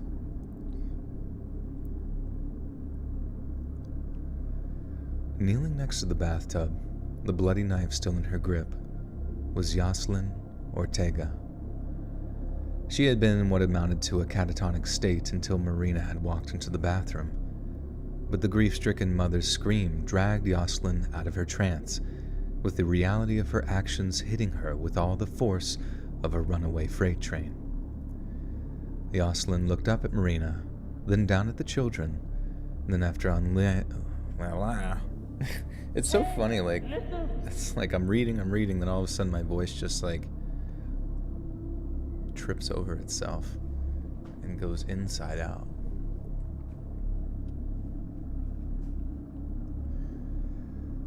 Jocelyn looked up at Marina, then down at the children.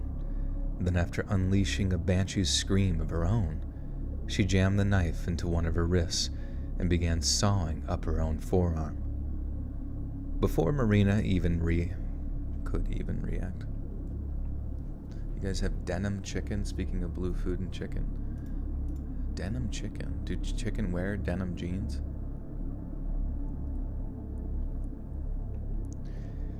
Before Marina could even react to what Jocelyn was doing, the once loyal babysitter brought the knife up to her throat and opened it up with a deep slash that left blood streaming down her chest. Thankfully, Marina was being accompanied by the apartment building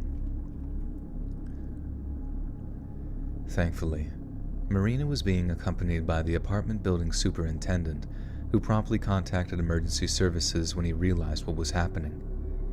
It was far too late to save the children, but the EMTs were able to stabilize the gruesome injuries that Jocelyn Ortega had inflicted on herself, saving her life to ensure that she would stand trial for the demonic crimes she had committed. Kevin Krim, the children's father,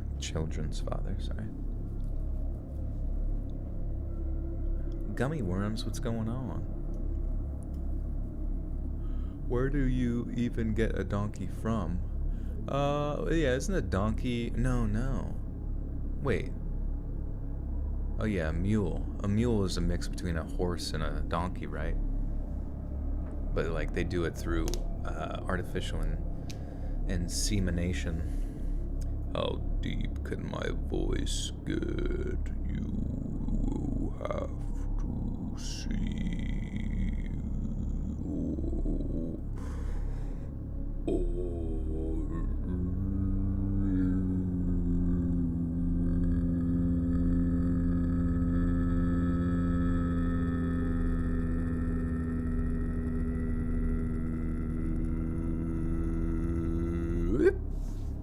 Okay.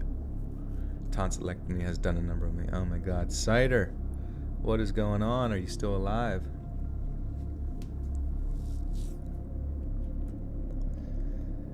Kevin Krim, the children's father, didn't learn of their deaths until that evening, when he returned from a business trip that had taken him back to San Francisco, and to say he was devastated would amount to the understatement of the century.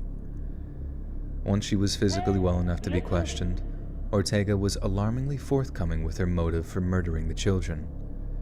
She claimed that she was deeply upset that the Krims had rejected her request for more working hours, and that she desperately needed the money, and that their refusal was tantamount to a death sentence for her. However, the Krims claimed that they had not actually refused to pay her more money, and had instead offered Ortega a pay raise if she started doing housework for them during her nannying hours. Indeed, Ortega's own family seemed to dismiss the idea that denying her a raise was the motive for the murders, as she was treated very well by the Krim family. On one occasion, the Krims paid for Ortega's plane tickets to see her family in the Dominican Republic, and in another instance had joined her on vacation there. She was also said to be extremely close to Lulu and Leo, and that the trio had a deeply loving and affectionate relationship as a result of almost 2 years of near-constant companionship. This led to investigators theorizing that Ortega may have suffered some kind of manic episode, as surely no sane person in her position would have been able to inflict such hideous violence on 2 innocent children. It was argued that evidence of such a manic or dissociative episode was how Ortega seemed to snap back to reality upon hearing Marina Krim's screams. Investigators argued that once she... Oh, fuck, I was on such a fucking... God, this is heavy. Like, what the fuck happened?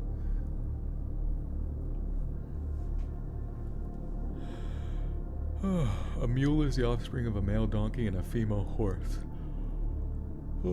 And that's why the male donkeys have such long donkey dongs. So it can, like, slither up there.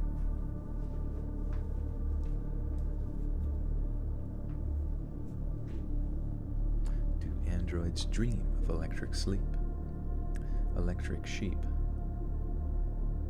What's everyone's favorite Teletubby? Mine's Dipsy.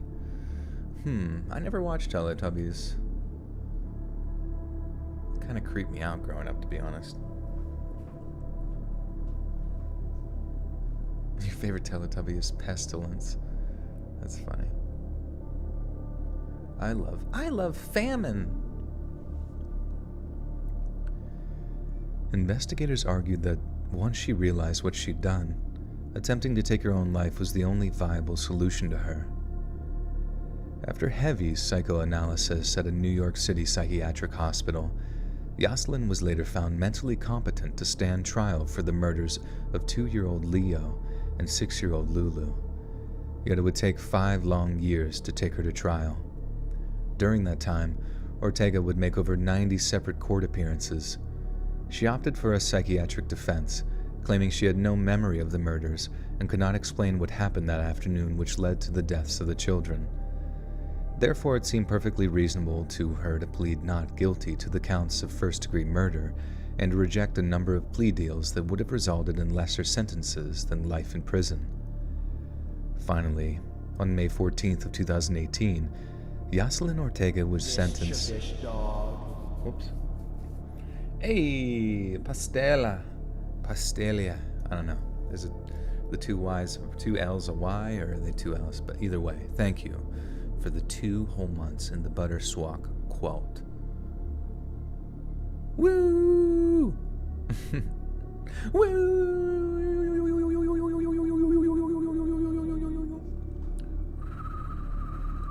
I'm gonna get it.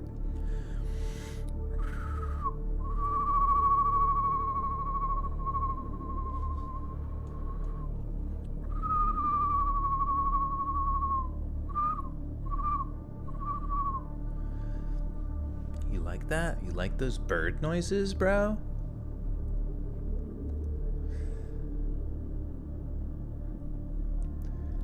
Finally, on May 14th of 2018, Jocelyn Ortega was sentenced to life in prison without parole. In his final ruling, the presiding judge labeled her as pure evil and dismissed her claims that she wasn't responsible for her behavior. In the aftermath of the children's murder, the New York State Assembly and State Senate passed Lucia's and Leo's law. Burb go tweet. The burb go tweet, guys. Did you not know? Joel, you are making float. Like a root beer float?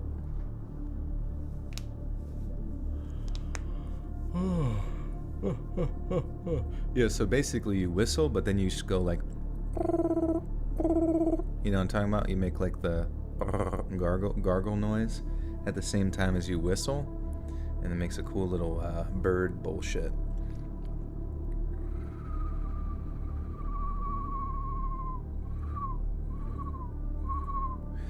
And then you could be one of those weird dads at the baseball game who whistles like a fucking weird bird.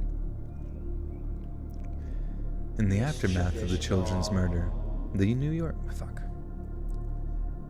Hey, Charlie. Jeez.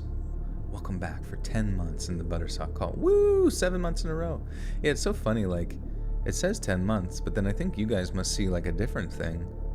But maybe it's, like, a cumulative amount of, like, thing. I'm not sure, but either way, thank you, Charlie. Burb shit. Now I sound like a dove. And calling your cats, perfect. They need to get over here ASAP. No, Joel, you are making me float. How the fuck? How do I do that? With a magical burb whistle? Talk burby to me. In the aftermath of the children's murder, the New York State Assembly and State Senate passed the Lucia and Leo's Law. The first of its kind in the entire U.S., Lucia and Leo's Law is a criminal offense to deliberately misinterpret the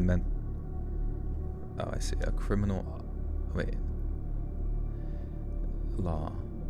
What?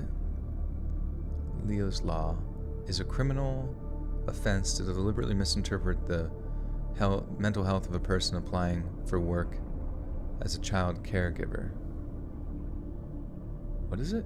Is a criminal offense to deliberately misrepresent the mental health of a person applying for... What does that even mean?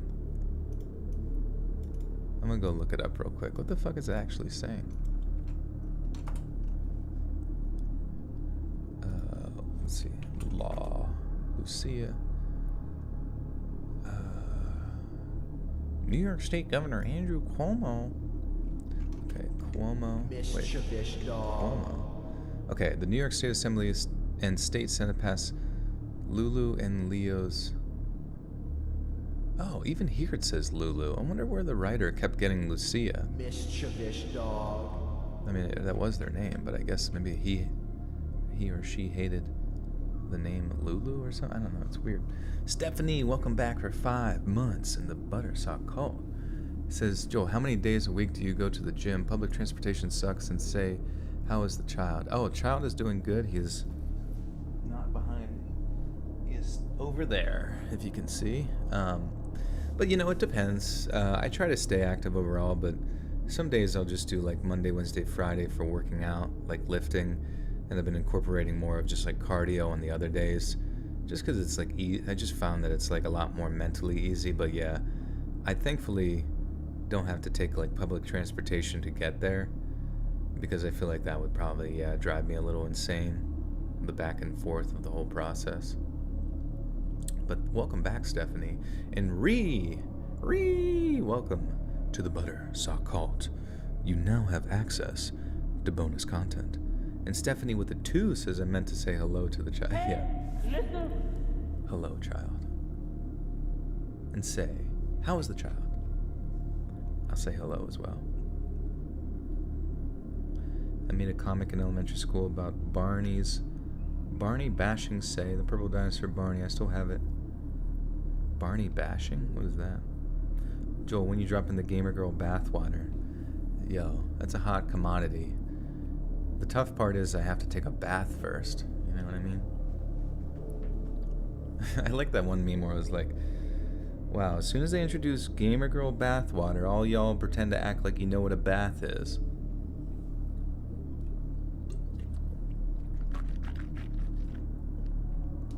Also, Daddy Jensen in the building.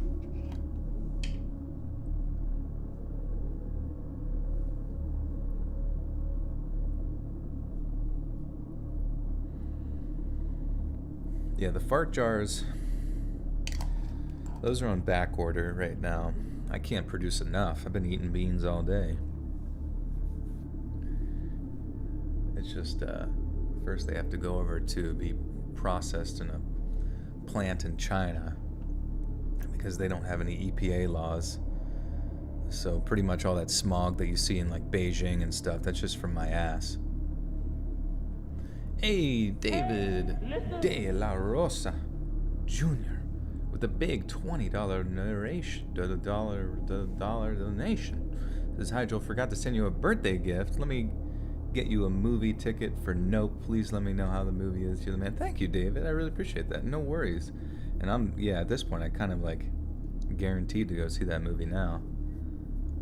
With a big box of popcorn. That'd be really funny if there was like whenever they gave you popcorn, they gave you like an Amazon cardboard box but full of popcorn instead of a bag.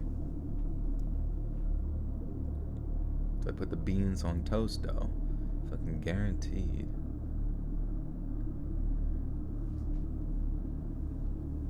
But thank you again, David. Appreciate you guys. Okay, what was this law again? The Lulu and Leo's Law in June 2018. New York State Governor Andrew Cuomo signed it into law in August 2018.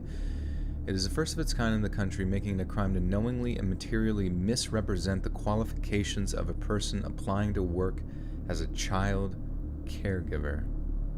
Do you guys understand the language of this? I'm confused.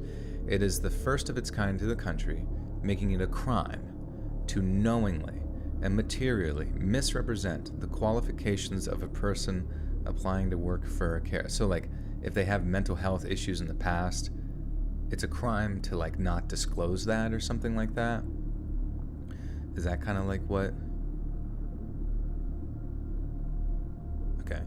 Kevin Krim said in the bill signing announcement We hired the woman who murdered our children based on a deliberate set of lies. Thanks to Governor Cuomo's support and the hard work of her sponsors, Assemblyman Otis, Senator Lanza, and their co-sponsor, there is now a strong deterrent to that kind of deception. Interesting. Yeah, I feel like we were missing some context as to like how we arrived at that point. Okay. I mean, telling somebody that they can't do that, you know what I mean? Where does that apply though? Like, does it apply after the fact that somebody like does the heinous act of crime against your family and the ones that they're caring for, or like, I'm just confused. Like, how do you have to have is that like more background checks on babysitters or something?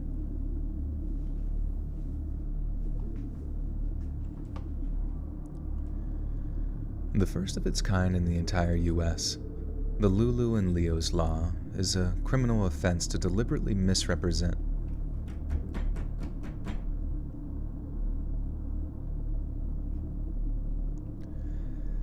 The first of its kind in the entire U.S., Lulu and Leo's Law made it a criminal offense to deliberately misrepresent the mental health of a person applying to work as a child giver. Fuck. Fuck.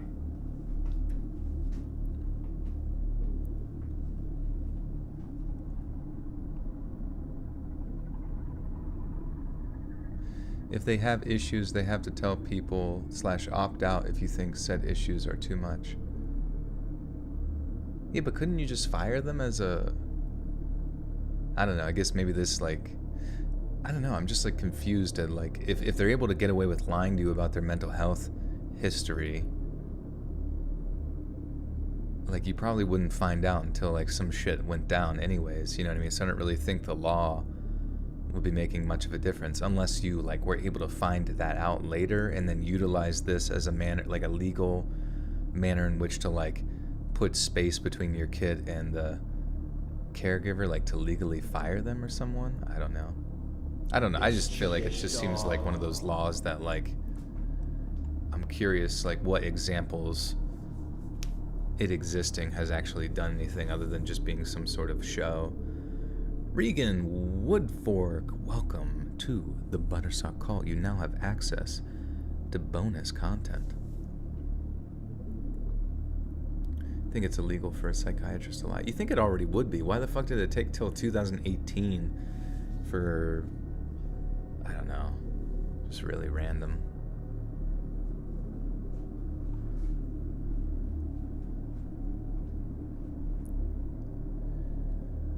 The first of its kind in the entire United States, the Lulu and Leo's Law made it a criminal offense to deliberately misrepresent the mental health of a person applying to work.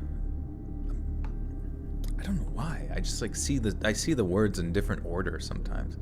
Applesauce or oatmeal? Oh man, I guess it just depends. You should mix both together. That sounds good. The first of its kind in the entire U.S., the Lulu and Leo's Law is a criminal offense. It's like one fucking little dumb spelling error. Like, I wish I could just edit these. It's so annoying.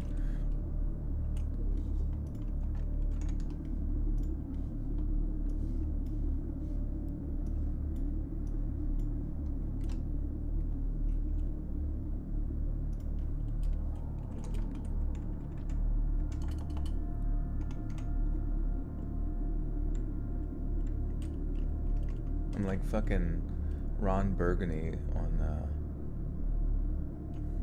I'm like Ron Burgundy. I'm just like Ron Burgundy, okay? I read whatever's in front of me. Okay. Holy fuck, why is this hard? The Lulu and Leo's Law made it a criminal offense to deliberately misrepresent the mental health of a person applying for work. Holy shit.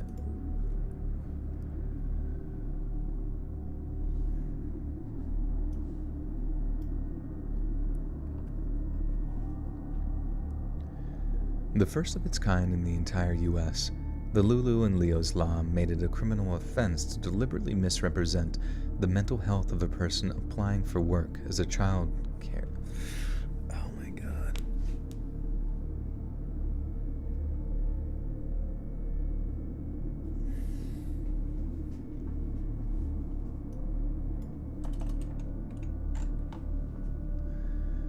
The first of its kind in the entire US, the Lulu and Leo's law made it a criminal offense to deliberately misrepresent the mental health. Man, why is this so fucking hard? That's what she said. The first of its kind in the entire US, the Lulu and Leo's law made it a criminal offense to deliberately misrepresent the mental health of a person applying to work as a child caregiver. No such legislation will... Why? I can't make it through one fucking, paragraph. No such legislation will Leo or... it's like... Oh my god. No such legislation will bring Leo or Lulu back from the dead, but we can always hope that it might deter such things from happening in the future. Yet following their murders, the big question that seems to linger is, what exactly drove... Please, Pradeep, for the love of fuck.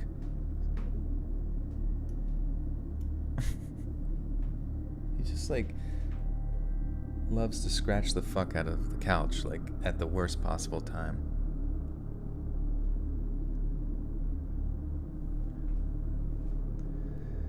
Yet following their murders, the big question that seems to linger is, what exactly drove Yoselin Ortega to kill 2 children she had come to love so deeply? While it may seem like a compelling argument that her mental health was to blame, Ortega had absolutely no history of anxiety or depression aside from a few familial anecdotes. It seems clear to most that the psychiatric defense was simply her attorney's last, best hope to land her a reduced sentence. After all, she had been their babysitter for 2 years with 0 complaints regarding her behavior, and she had become a trusted member of the Crimm's family circle by the time of the murders. Yoselin herself claims she has no memory of the murders, and while this might seem like an awfully convenient aspect of her psychological defense, we can't rule out that she experienced some kind of blackout and committed the murders while in some dissociative state. But then, what else would cause such a blackout? Medical professionals ruled that Yoselin had no kind of ongoing psychological condition at the time of her arrest. But what if she's telling the truth about not remembering the murders? What if something that medical science isn't quite ready to explain yet took Yoselin over? Of course, such a theory might sound like a...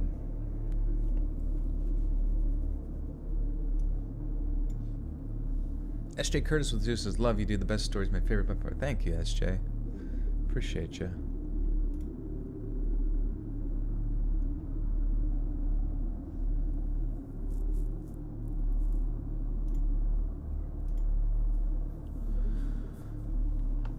Oh my...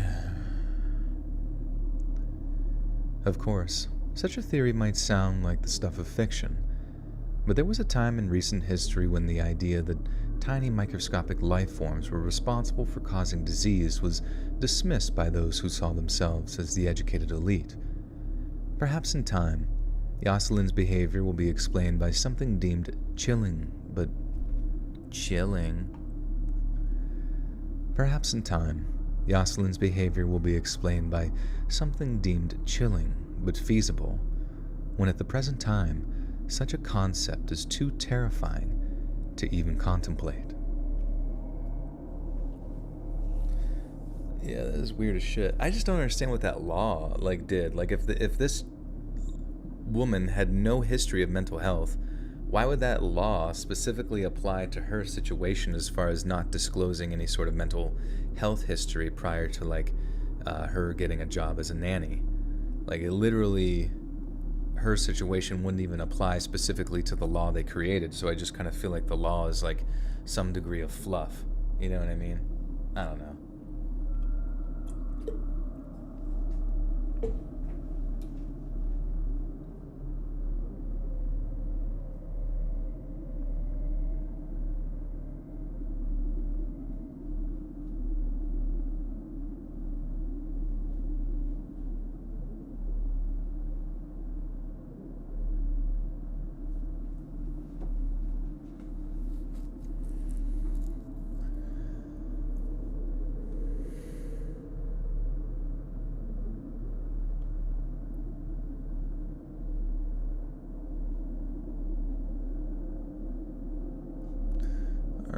Oh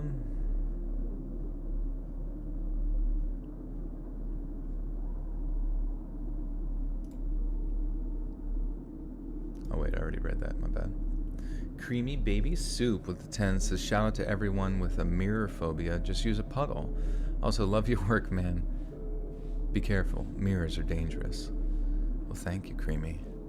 I will do my best. Hopefully it rained recently so I can go look at myself for hours on end. It'd be really funny, like making like mussels into a puddle. But then seeing something you don't like, so you stomp your foot on it. Hey, listen. Thank you again, Creamy. Alright, where are we going with this? We got that one, and now this one. After this one, we'll do some push-ups, so just remind me. We're on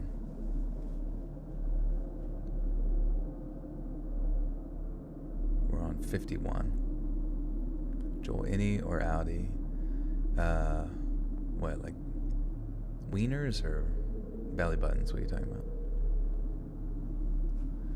How many vampires, or how do vampires always make themselves look so prim and proper without the use of a mirror? That's a good point. Yeah, maybe they're just born elegant.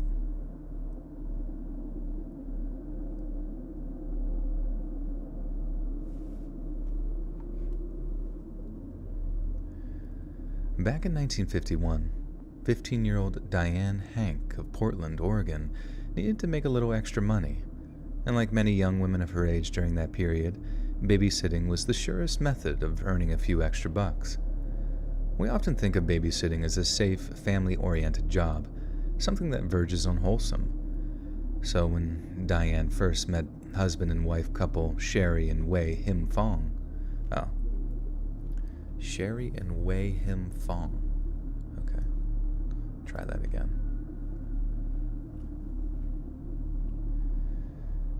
We often think of babysitting as a safe, family-oriented job, something that verges on wholesome.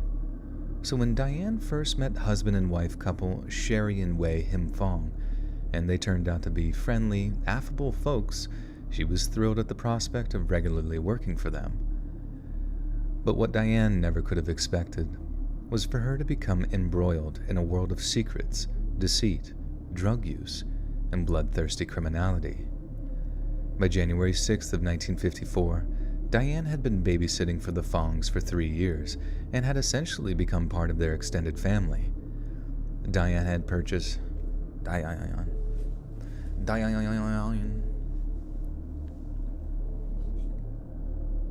I want to take like a bath, but when you get in the bath, it's just like full of a bunch of little fish that just like eat all of the bad stuff off of your skin.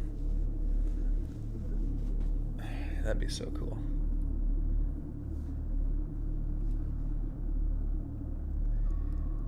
Diane had purchased a shirt as a Christmas gift from Wei Him Fong, who sometimes went by the anglicized... Was it anglicized? Is that the word? Anglicized. Okay.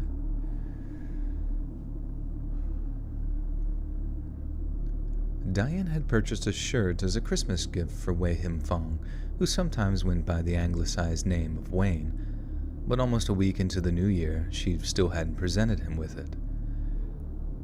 When called upon Sherry Fong on the... What? When called up... What is this saying? When called up Sherry Fong on the telephone and asked if she could... When she called up, okay. Aaron with 5 says, did you read a story where this person was playing a flute or something on a hill at night? Or was that some other narrator? Listen. I don't recall that story, to be honest with you. Were there rats involved? Like, was he leading the rats into the city, or like little kids?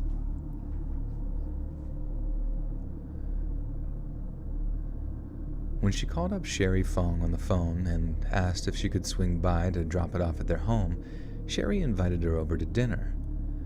After getting her mother's permission to head over to their house, Diane joined the Fongs and another couple named the Smalleys, while the Fongs' children slept in the next room over. The Smalleys stayed only for drinks while Sherry Fong prepared dinner, and when the time came for them to depart, they commented on what a delightful young woman the Fongs had found to babysit their children. Little did they know, their first meeting with Diane was also to be their last, as they would never see her alive again. Before she disappeared, 2 people spoke to Diane on the phone that night. The first was a friend of hers named Anne Incontro, who apparently heard that Diane was having a party and that she was high on something. Not long after, Diane called her mother, telling her that she would be home soon. What? Well, let me see if I said Incontro right. That's just a weird name. Incontro. Incontro. How many stories? We got this one and another true crime, but this one's pretty long. Did you read about the violin man one time? Bro, I have no idea. Perhaps. A man who played the...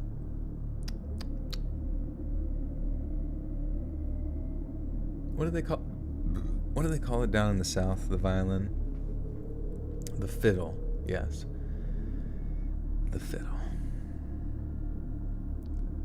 Incontro.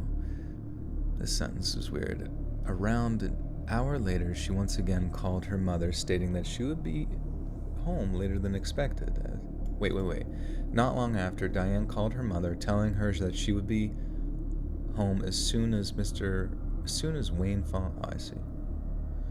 Hey! Oh my gosh, Terry! Thank you so much for the 5 gifted memberships. Welcome. Bloodberry Horror, Country Butterfly, Nick Rogers, Lee Jarvis, and Jenna Grosskopf. Welcome to the Buttersock Cult, my friends, and thank you again, Terry, so much. Appreciate that. You all have access to bonus content now. Which, let me know if you have any questions on how to access that playlist. It should just be under the normal playlist on YouTube. Members only. Mischievous dog. A membership. Not long after, Diane called her mother, telling her that she would be home as soon as Wayne Fong returned from an errand, as he had promised to give her a ride home. Around an hour later, she once again called her mother, stating that she would be home later than expected, as Mr. Fong had yet to return. Her father then suggested that she spend the night there, a suggestion that Diane agreed with. It was a brief and seemingly inconsequential conversation, but it was the last one Diane and her father would ever have. The following day, when Diane failed to return home, her parents contacted the local police department to report her missing. Almost immediately, the police appealed to the public, pleading for information while releasing a steady stream of details to aid in the search. However, a great deal of gossip began to circulate regarding Diane's lifestyle, gossip which painted her in a very negative light, tainting public opinion of her. For example, some claimed it was common knowledge in certain circles that Diane had recently had a baby out of wedlock. Rumors also abounded that she regularly smoked marijuana while listening to subversive jazz music. The revelation caused a deep outrage among the more pious sections of the local community, who quickly withdrew their support for Diane's search. Yet a great number remained terrified and heartbroken of the striking 6-foot-tall teenager's disappearance, and pledged themselves to find her, wherever she may be. Given how Diane was last seen in the company of the Fongs, some began to speculate that they were to blame for the girl's disappearance.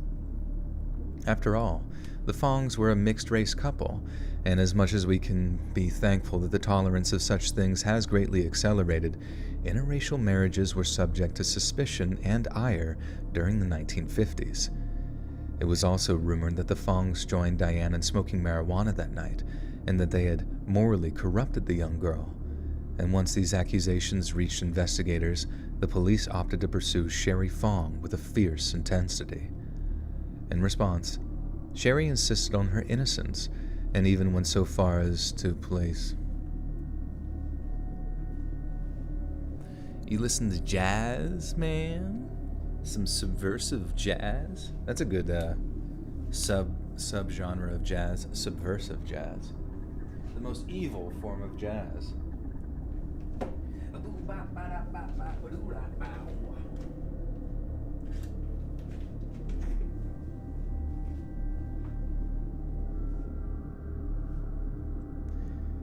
In response, Sherry insisted on her innocence, and even went so far as to place a personal ad in the Portland Oregonian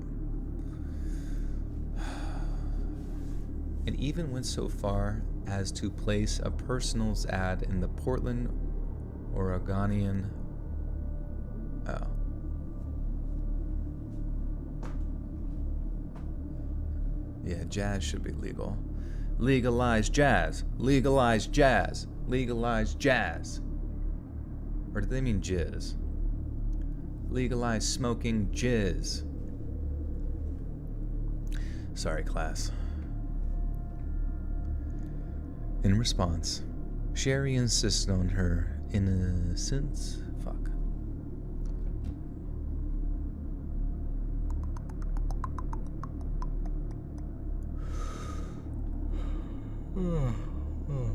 Just join, what did you miss? We're just starting a movement, is all. In response, Sherry insisted on her innocence and even went so far as to place a personals ad in the Portland Oregonian, which... Oregonian? I don't fucking know. Fucking Portland. Oregonian. Oregonian, okay.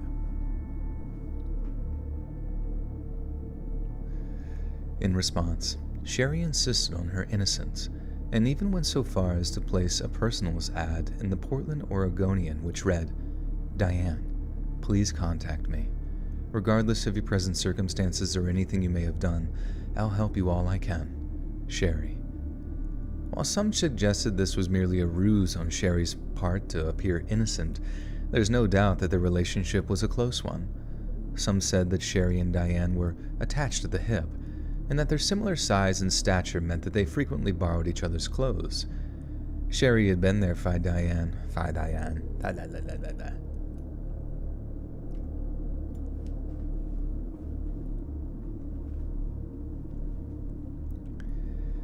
Sherry had been there for Diane throughout her unplanned pregnancy, and this leaves us in very little doubt that their friendship was a genuine and loving one.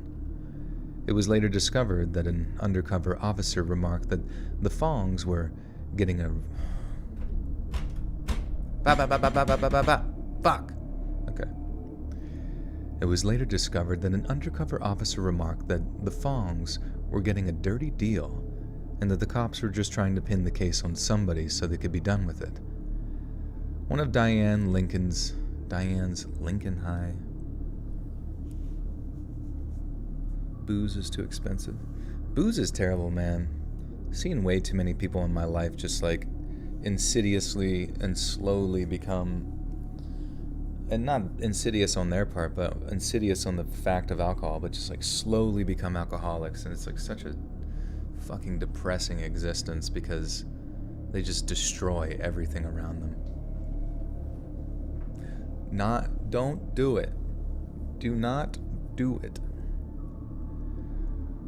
One of Diane's Lincoln High classmates claimed to have seen her downtown the day after her disappearance, while another classmate said she ran into Diane at Meyer and Frank department store a couple of weeks later. The police were accused of dismissing these reports because they didn't fit the hypothesis that the Fongs were to blame, and their efforts to pin the crime on them did nothing but muddy the waters. Law enforcement seemed to completely ignore that Kenneth Martin, Diane's boyfriend at the time of her disappearance, and the father of her child were reported to have told her that he would kill her if he ever saw her with another boy. Sherry Fong said this left Diane distraught to the point of potentially taking her own life over her relationship problems, and that she'd once commented, "If he stands up again, I'll take my own life." Tragically, Diane's body was found on February 27th at the top of a steep hill.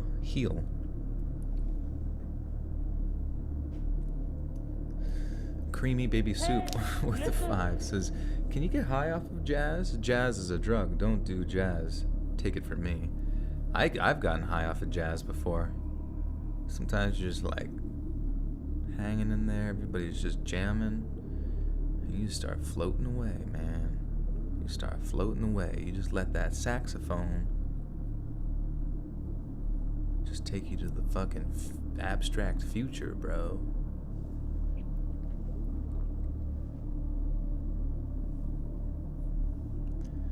Tragically, Diane's body was found on February 27th at the top of a steep hill near Evergreen Highway in Clark County, Washington.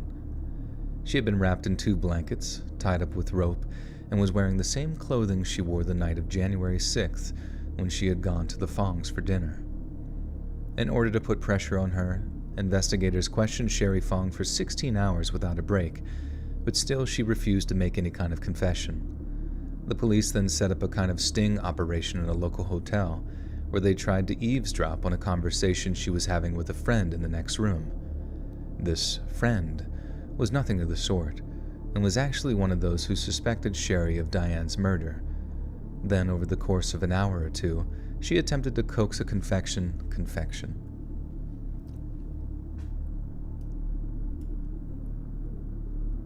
I get distracted every 4 seconds.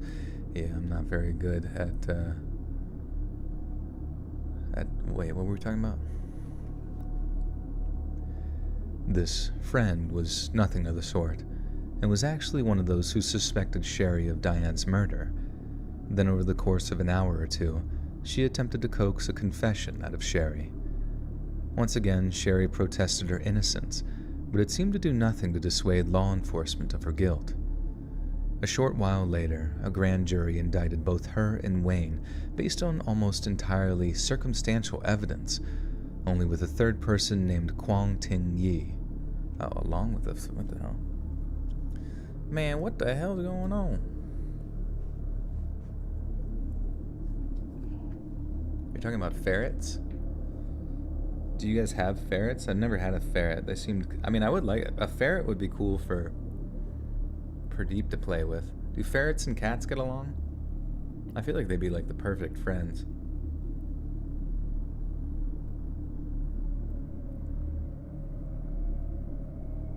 But I also worry that a ferret would just fucking bite through a bunch of like random cords and like get electrocuted behind a refrigerator or some shit and just rot back there. Or they would take little baby ferret shits behind the couch. Ferret's Bueller's Day Off. Oh, that'd be a good one. Ferrets will kill a cat? What? Why? What the hell's their problem? What the fuck is that ferret's problem? Right, guys? Maybe we should make ferret coats out of them for being so mean to cats. You know what I mean? I'm not saying I would, but I'm just saying, like, as a form of retribution through a long and tedious ferret court system.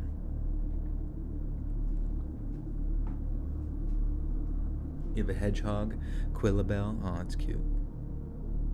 Yeah, do hedgehogs hurt? Like, do their hedges ever hit your hog? You have 25 chickens. Holy shit! How do you keep them safe? Isn't there like just predators at all turns? Wait, ferrets and cats can go along? Oh shit! Ferret Tourette's. Furry chickens are cute. Wait, wait. Furries.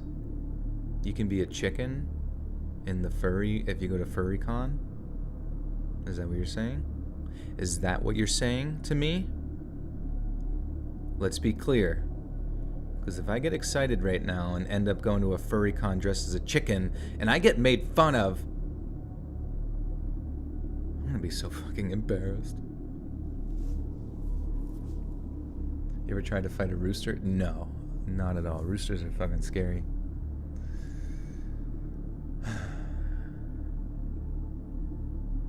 I try to raise the rooster. I try to put that rooster through college.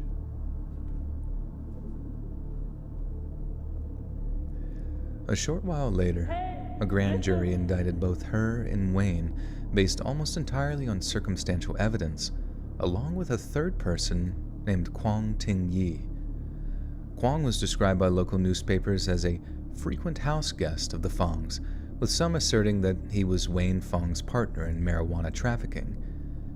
Sherry and Wayne were eventually tried together, and after being found guilty, the jury voted 10-2 to send them to the gas chamber. However, in a move that stunned the general public, the trial judge overturned the verdict on the grounds that the prosecution had failed to provide anything more than circumstantial evidence. Yet it didn't mean the Fongs were in the clear, and a retrial was quickly scheduled. It was during this retrial that a mountain of new information came to light. Fuck.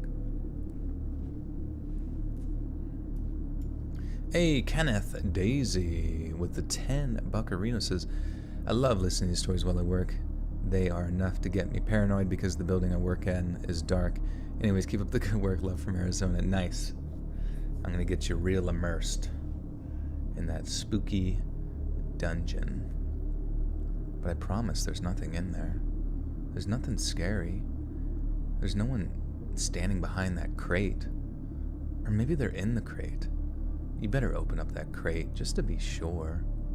Just to be sure that no one's in there. Open it. Open it now. Just kidding, don't open it. That's my package. Don't touch it. But thank you for the 10. I've been outsmarted this time, but next time, you dastardly ferret, next time, you'll rue the day. You'll rue the poo.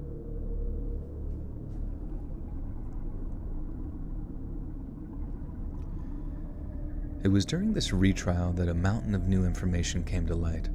Information that could have saved Diane's life had she known about it before she started working for the Fongs.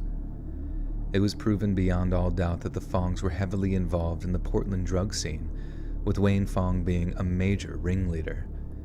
In light of this, the prosecution began to claim that Diane was killed because she knew too much about the Fongs' black market operation, and that they needed her permanently silenced if they wished to continue making money. On the state's key, one of... Ariana, don't you open that crate. You stay out of that hypothetical made-up thing that I said. It's real in my mind. My niece had a ferret. You could pet it, but don't pick it up because its bites draw blood. Ugh. Ugh. Ugh. That sucks. Pradeep sometimes tries it when he bites me. I mean, it's very seldom, but when he does, it's kind of funny because he tries to, like, you see him, like, kind of, like, moving his head around like he's trying to grind the teeth into my skin. But he can't because he's a little bitch. Just kidding. He's cute. He's a cute little bitch. No, but, you know, I've got shark skin, so good fucking luck, Pradeep. Alright, wherever you're at, next time you bite me, you're not getting in my skin. Get a chinchilla? Oh. Can you bring chinchillas on airplanes? As like a support animal? And not the kind that you flush down the toilet in the airport bathroom. Because I saw the one, did you guys see that one airport was actually installing a, like a toilet specifically for flushing down support animals that you can't bring on the plane? It was really sad to see, but I guess that's the world we live in now. I don't know. Creamy Baby Soup, welcome to the Butter Sock Cult. You now have access to bonus content.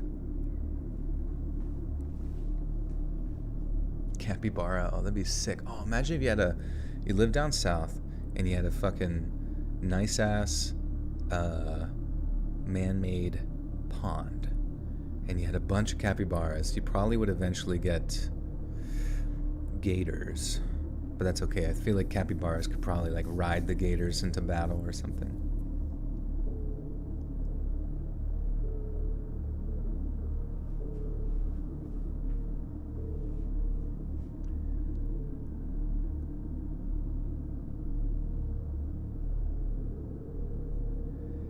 It was proven beyond all doubt that the Fongs were heavily involved in the Portland drug scene, with Wayne Fong being a major ringleader. Now, in light of this, the prosecution began to claim that Diane was killed because she knew too much about the Fongs' black market operation, and they needed her permanently silenced if they wished to continue making money. One of the state's key witnesses, Mrs. Smalley, testified that by the time she left, Diane had already consumed a number of alcoholic drinks and was acting silly. The prosecution then used this to illustrate how irresponsibly the Fongs had behaved around a 15-year-old girl, and even alleged that they had plied her with marijuana to the point that she was an emotional and physical wreck. These days, it's quite clear that cannabis is fairly harmless on its own, but mix it with alcohol, and that's a completely different story. Yet the reality is that the Fongs appear to give... Hey, Shanus! Welcome back for 3 whole months in the Buttersock Cult. Says, woo, 3 months, you the best. Finger guns. Put those down, put them down! Put down the gun! Put down the gun! Put it down, put it down, put it down now, put it down now! Put down the fucking gun! Put down the fucking gun! Alright, these days it's quite clear. Oh, thank you again, Seamus. These days it's quite clear that cannabis is fairly harmless on its own, but mix it with alcohol and that's a completely different story. Yet the reality is that the Fongs appear to have given Diane way more than just pot and booze. Tests showed that Diane had a large... Man, there's always like one random word missing from the sentence and it just fucks me up. It's fine. That's kind of how I write sometimes, where you like write so fast you like just literally forget to put a word in. Why does Disney have gators at hotels and lakes? Well, I'm sure that they just got there on their own, you know what I mean? Like, I don't think... Oh, you know what happened recently? I think down in Georgia, I think an old man, like an old 70-year-old man, was dragged into a man-made lake more recently by an alligator and drowned to death. That shit's fucking crazy. Like, and it's obviously very rare, they said, but like, at the same time, can you imagine, like, you live to be like in your 70s, pretty solid life, and then just like randomly the way you get taken out is by a goddamn fucking dragon beast of primordial evil, and just dragged underwater by this lizard creature until you fucking drown to death. Jesus Christ. Typos are unforgivable. I will find them, and I will... Well, basically I'll just find them. And I'll shake their hand for contributing. An old 70-year-old, weak old man. That's a mean thing. Don't say that. You never know. Some 70-year-old men are pretty spry.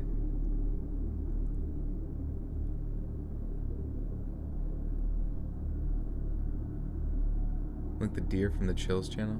Wait, what happened with that? Did it get pulled in the water?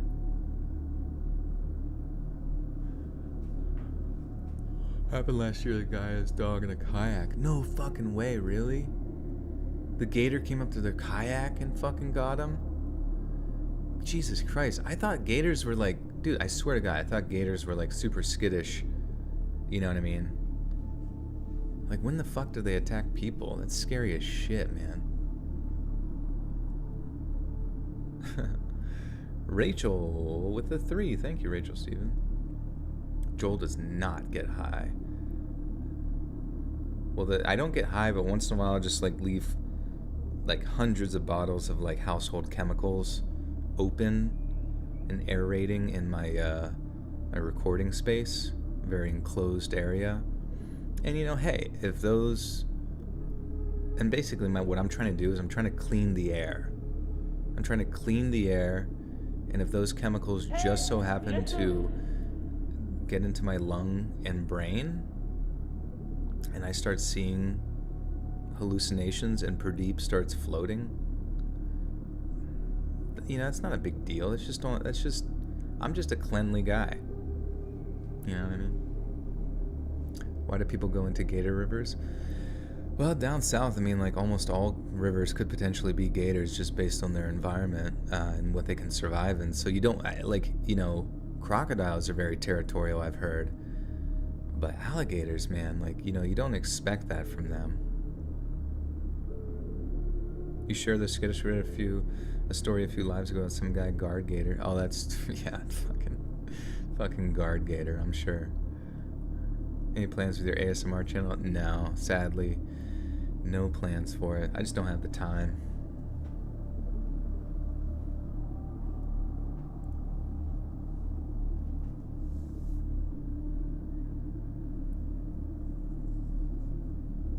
You shower after every poop. You know, it's funny, my old friend used to do that. Like, I'd hear he go shit, and then I'd hear the shower come on and be like, you know, it's a bit of an overkill, but I respect the grind. A clean hole is a clean hole. I don't know what he's doing with it, but hey, it's up to him. Tests showed that Diane had a large amount of barbiturate. What? Had a large... it just says had a large of barbiturate in her system. I assume they were saying barbiturates. Let's whisper read. Okay, guys. Welcome to Gatorland. You're about to get pulled. This is a new ASMR roleplay, and I am going to be the gator that's pulling you under the water because you got too fucking close to my stupid little man-made lake that I called home because it was stocked with fish. So in some ways, this is your fucking fault, you dumb idiot. Anyways, I'm a gator and you're an old man fishing. Well, you don't have to be an old man. You can be you too if you want to be. It's up to you. But I am a gator and I'm big and I'm scary. And I am crawling through the fucking water towards your stupid face, fishing in a place that you stalked yourself. You literally could have just took the fish home but instead you had to simulate the process of fishing. You dumb asshole. Anyways, here I come. I'm gonna bite you. Okay, I got your leg. And you're like, oh my fucking god. I don't care. I feel nothing. I'm a cold-blooded fucking beast. I'm pulling your... I start doing a death roll. Thank you for reminding me. I start doing a death roll. It hurts, and now you're underwater. But you brought my favorite cat toy. And a lot of people don't know you can get away from gators if you distract them with either a laser or a cat toy. And so you throw that, and you get away, and you live a happy life, and you live to be 150 years old, and you go subscribe to Let's Read's stream. Alright, goodbye. I'll still be in this lake, though. You're probably gonna have to get rid of me. Blue Rooster with the 20 buccarinos. Thank you, Blue. Did you hear about the lady visiting Florida who wanted to pet an alligator? No. When the fuck did that happen? Is this a joke? Or is this like a build-up joke? But thank you for the 20 bigaroonies.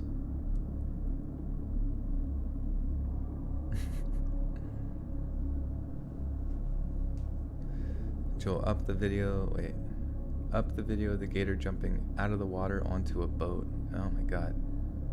Yeah, I don't know. I just, fuck, ugh. Dangerous animals. No wonder we invented guns, man.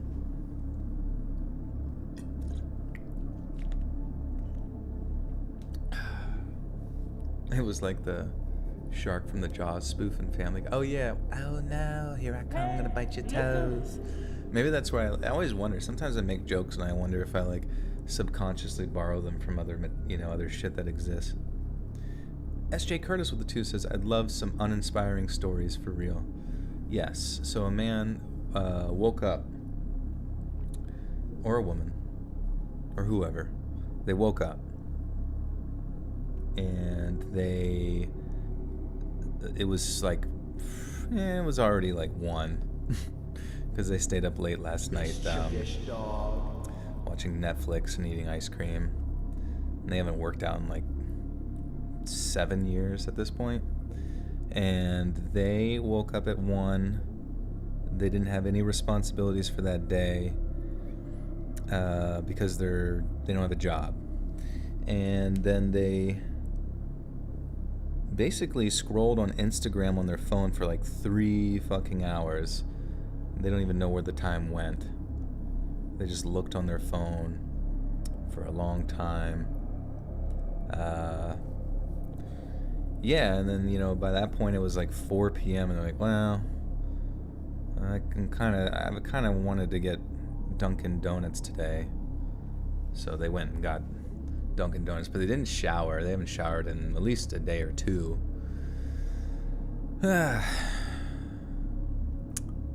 That's it. That's the story. And Epiphany Wall, welcome to the Buttersoft Call. You now have access to bonus content. Dude, you gotta try Pokemon Go. It's a very fun app, and it was one of my favorite videos from you. You know, I did play Pokemon Go when it first came out. I just, like, you know, I was a huge, you know, normal Pokemon fan of the sort of turn-based RPG battle system, and I don't know, whatever it is now, it's not, you know, I understand why people play it, but I think it's boring as fuck. Krispy Kreme donuts make me want to puke. Oh, really? Are they bad? And we don't have one around here. We don't got one of them's. Can you whisper and Sam Kinison scream? Oh, yeah. Ah! Ah! Ah! Get your fucking ass off of me! Ah! God, Sam Kinison, I forgot about him. I feel like me and my friends used to do, like, pretend Sam Kinison, like, stand-up jokes, but I can't remember, like, which ones they would be. I thought of a Rodney, if I can do his impression. I thought of a Rodney Dangerfield impression earlier. So my wife, oh, God bless her, she does this crazy thing with her tongue. Talk. Am I right, ladies and gentlemen? She says too many words. Nothing sexual. That'd be funny if Rodney Dangerfield, like, had to, like, excessively explain all of his jokes after he said them in excruciating detail. The donuts in Dunkin' aren't good, but I love their iced coffee. Yeah, some of their coffee. I've been getting their, what's it called? It's a fucking omelet bite. It's like an omelet. Hey, no respect. Yeah, it's like an omelet bite, and oh man, those are good as fuck. It's just like basically eggs in the form of like a little donut. Oh, it sounds like Christopher Walken. I can't even remember. Your friend, your dad, your father, he gave me this watch. No, this watch was up your dad's ass for 4 years while he was a POW. You love Jay Leno. Was he on Jay Leno a lot? Came in on tongue action. No respect. Yeah, what was his like last movie? Was that like Little Nicky or what was that, man?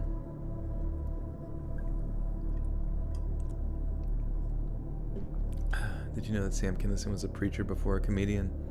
No, I didn't know that. I wonder if he was like still like if he gave up his faith or whatever, or if he like maintained it.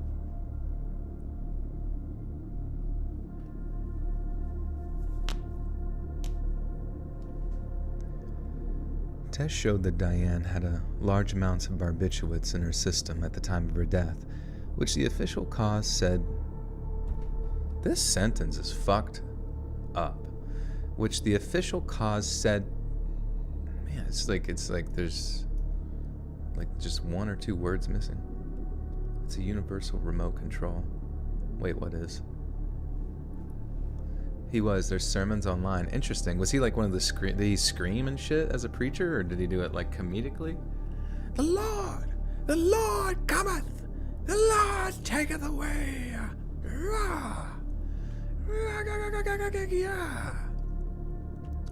Alright, I gotta rewrite this fucking sentence because it confuses my brain. Tests showed that Diane had a large amount. I think that it's almost like they wrote it like by writing it with their voice, you know what I mean, like voice memo.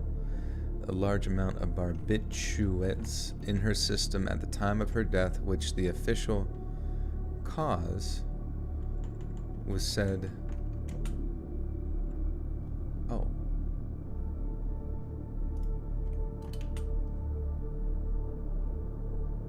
Oh, interesting. Wait.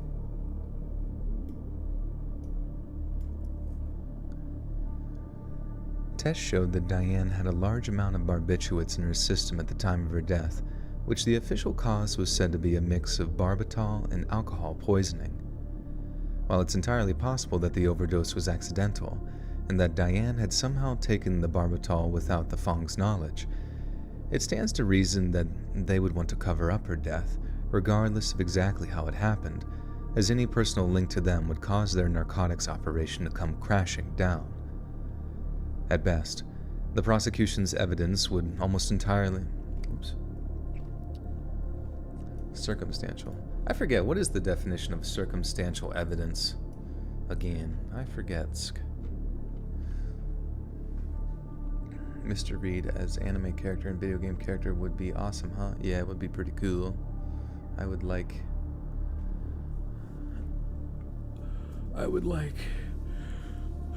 to be a cool cartoon person.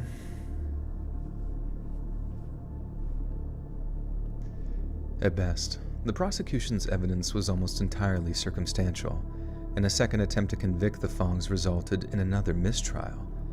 It would take a third round of court proceedings to get a conviction on Sherry, and that time, some seriously disturbing details emerged during the process. During the course of the two failed trials, the police kept up their efforts to place informants close to Sherry and Wayne, and it was during a conversation with one of them that Sherry mentioned that a Chinese crime syndicate had wanted Diane killed because they felt she was talking too much. Sherry claimed that she had offered to pay as much as $125,000 to get them to leave the girl alone, but in the grand scheme of things, this could neither be confirmed nor refuted. Evidence also emerged that Wayne had tried to kill two witnesses that may have testified against him: a Filipino immigrant named Pio Rigo. Is Fry here? If Fry is here, can you tell him to tell me how to say this? Pio Rigo. Let's see. Wait.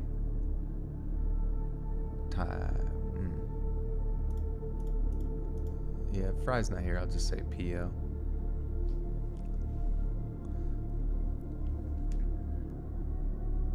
And you're gonna do a crime channel. Shut up. Here, let me look it up. Quit telling me the truth. Circumstantial evidence. Let's see.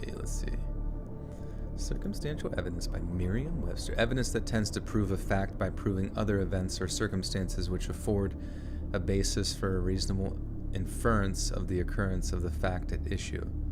Oh, okay, so it's just inferring. That's what I thought it was, just like inferring. What would be an example? Okay, they couldn't prove direct evidence of what someone knew. Prosecutors would need to turn to circumstantial evidence. Okay. I have a comforting voice. Thanks, Lorena. It's pronounced banana. Wait, is Fry here? Oh, he says I don't know. Pio Rigo. That's fine. That's what I thought. That's really funny, though. I don't know. I've never seen that fucking name in my life. A Filipino immigrant named Pio Rigo testified about the culture of fear and how important it was to stay quiet while working for the Fongs. He also testified in broken English that he had helped Wayne move a body, though he couldn't specify if it was Diane's or not, and he had no idea where Wayne had actually disposed of it. The third trial concluded with Sherry being convicted of second-degree murder, but just like the first two, the conviction didn't stick.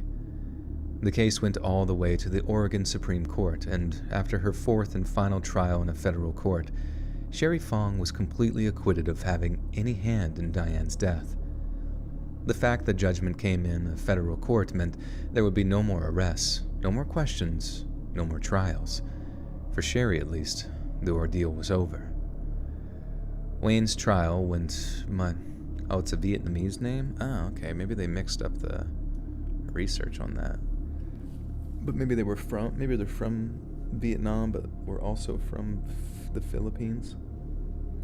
The Philippines. Oh,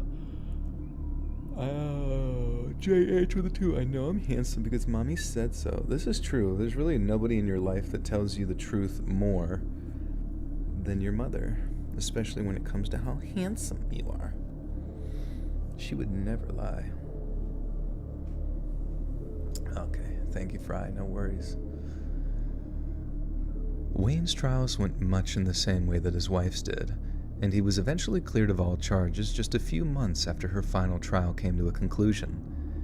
His luck wouldn't last, though, and in 1958 he was arrested and charged with possession of heroin, a crime he would serve 12 years in prison for. By the time the judicial order was over, the Fongs were considerably more infamous than Diane had ever what?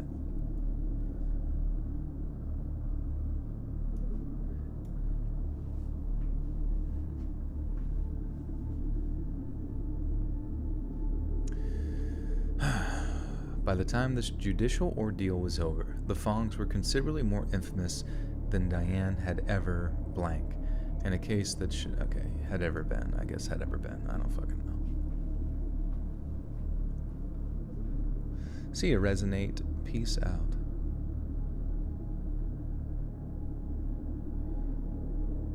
It's just a story, it's not real. No, this is a true crime story from back in the 50s. It's, yeah. Usually you can tell the difference between like the ones that people send in versus the true crime stuff, just because it's like, more documentary sounding, I guess. Or more factual in its presentation. See you in your dreams. Looking at the menu, I've got to admit, it looks like the donuts would be rich tasting. Oh yeah, I mean, I don't know. The only bad thing about Dunkin' Donuts and most places donuts is that they don't make them fresh there.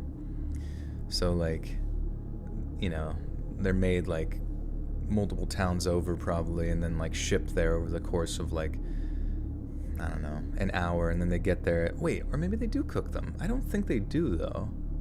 At least for Dunkin'. Maybe I'm wrong. Maybe some Dunkins do it specifically, but well, actually I don't know, because I've heard people have to come in like overnight and cook shit overnight.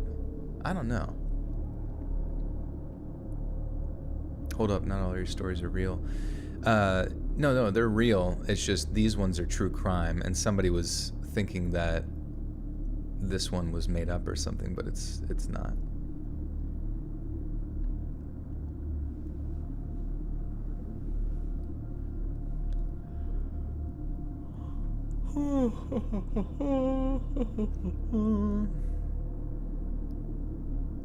Why don't you drop to your knees and smile like a donut?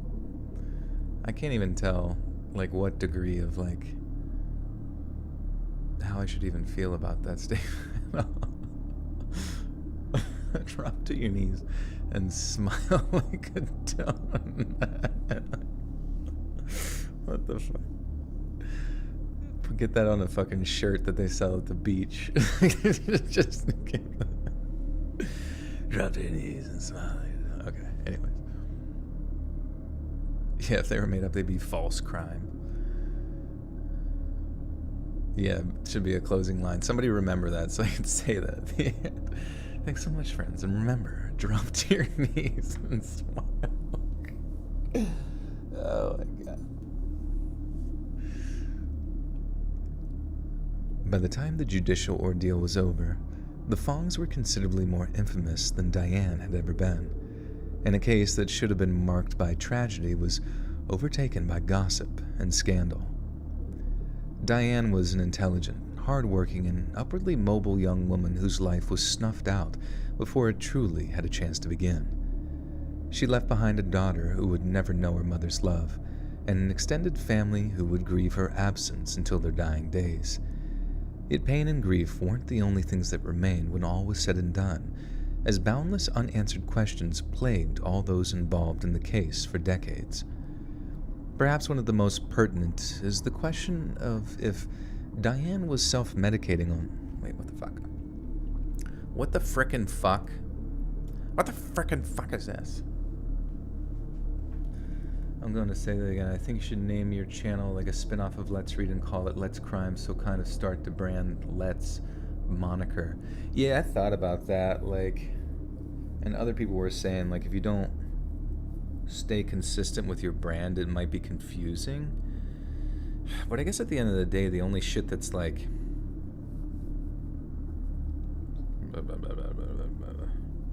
Yeah, fuck, I don't know. I gotta think about it. If you guys have any idea, I don't know, I just hate that fucking name, Let's. Like, I don't mind, like, it's fine that my channel is called Let's Read, but I just hate...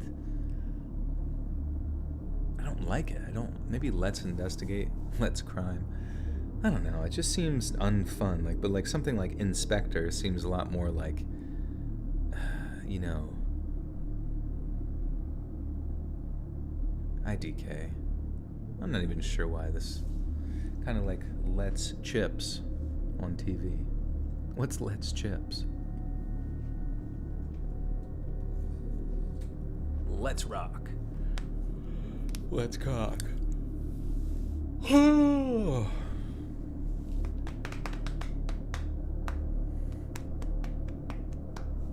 like the channel name? I don't know. Inspector. Here, I'm going to put it in chat. You tell me if it's stupid. You guys have to tell me if it's stupid. Inspector. Holy shit, says Lila. Why did Lila say holy shit? One of my mods just fucking swore.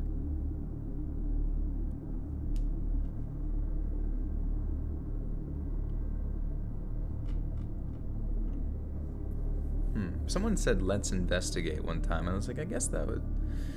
I don't know, I just want something... Let's kitten. Yeah, it's just all kitty videos.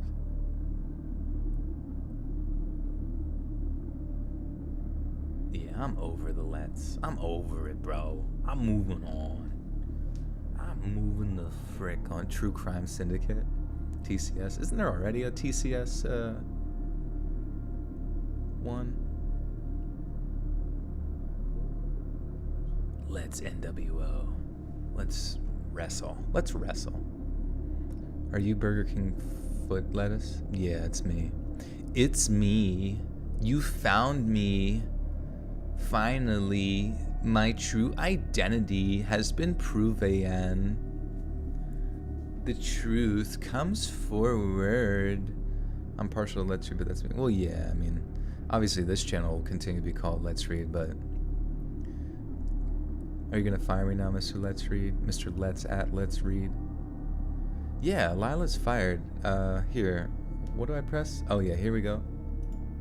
Okay, yeah, sorry Lila, you're not mod anymore. I gave it to Jetta Jade. Hope you're okay with that. Oh, Detective Let's. Well, let's detect. I'm not sure.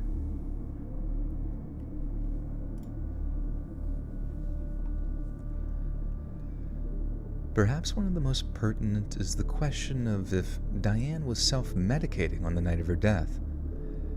She certainly had a lot to drink, and we can assume she dabbled in marijuana, but was the cocktail of narcotics enough to really dull the pain of stress of her failing relationship? Maybe she decided it wasn't enough and knew of barbital's potential to dull the senses. Then, with or without the Fong's permission or guidance, she took enough of the drug to cause her young organs to fail, one by one, until she was dead. But then again, perhaps that night provided the perfect opportunity for the Fongs to carry out the orders of the Chinese narcotics syndicate. Perhaps they actually offered her the barbitol at a time they knew it would have a fatal effect on her, making a near-perfect murder look like nothing more than a tragic accident. But then again, maybe the Fongs were finally acquitted, not as a miscarriage of justice, but out of divine providence. Maybe they really were telling the truth, and that their shady occupation had no bearing on their capacity to murder Diane Hank. It shouldn't be lost on anyone that Diane's boyfriend, a person who had threatened to kill her if he ever saw her in the company of another man, was questioned on only a handful of occasions before the focus of the investigation moved to the Fongs. It's very, very possible that Diane simply decided to walk home from the Fongs that night, that the combination of cocktails and cannabis left her feeling so emotionally raw that she couldn't bear to burden such close friends with her deep depression. Oh, sorry. Dodo Inspector, let's read. Man, what the fuck you talking about? See, the possibilities are endless. Endless, I tell you. Unbelievably endless. And then I could make over 200,000 channels. Wait, what was the... Wasn't that guy like Dolan Duck? What was the guy's name? Dolan Duck or... I'm not sure. Anyways, I thought, didn't he or... Wasn't there like certain YouTube channels that would like use the brand of their YouTube channels to start other YouTube channels, but it would be ran by other personalities or something like that?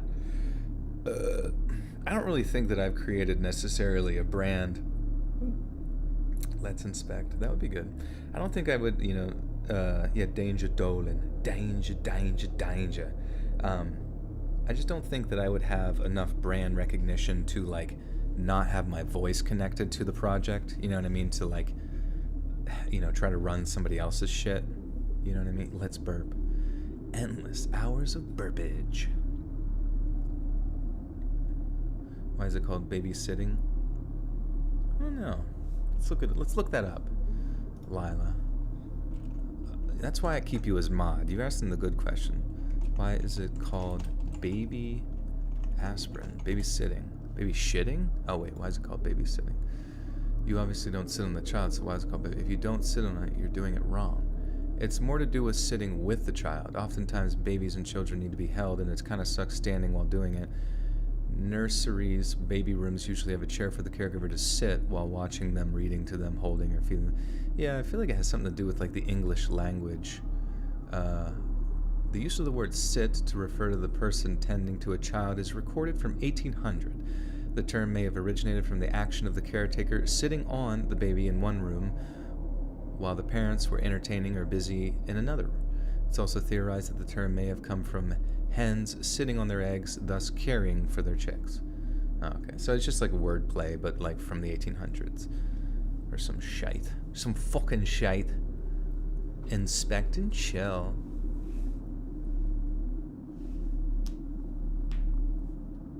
Baby Watchers. Lila, you can start that band.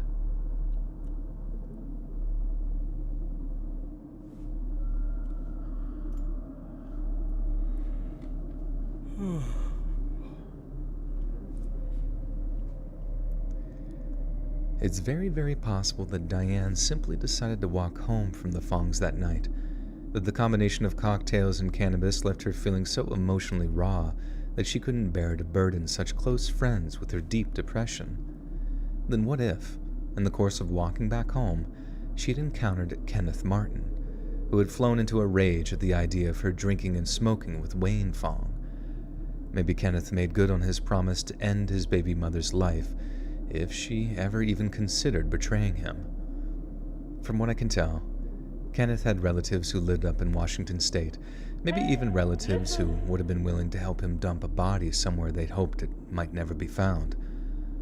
All that is little but speculation, though, as the police refused to pursue the possibility that Kenneth was ever to blame for Diane's death. We sometimes think of the 1950s as a more innocent, optimistic time in America, a period that followed one of the darkest times in world history when people were hopeful and happy. Maybe the Portland police simply couldn't face the possibility that a teenage boy had watched his child's mother die from an overdose, knowing he could see her dead for her supposed betrayal. He could see her dead? Truth discovered by. Yeah, that's a good. That's pretty solid. Truths discovered.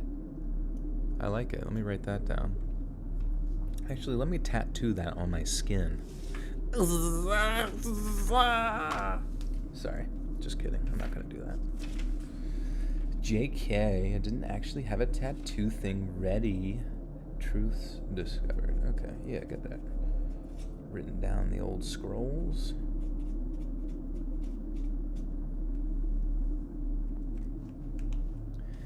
Baby mama.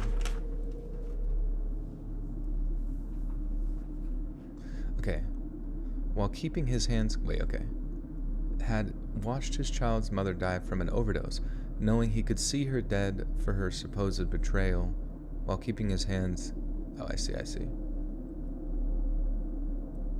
Let's render. Maybe the Portland police simply couldn't face the possibility that a teenage boy had watched his child's mother die from an overdose, knowing he could see her dead for her supposed betrayal, while keeping his hands cleans of any cleans. Jesus Christ. Joel, Private Dick. Yeah, that'd be really funny. Private Richard. Man, I wish I was named Richard.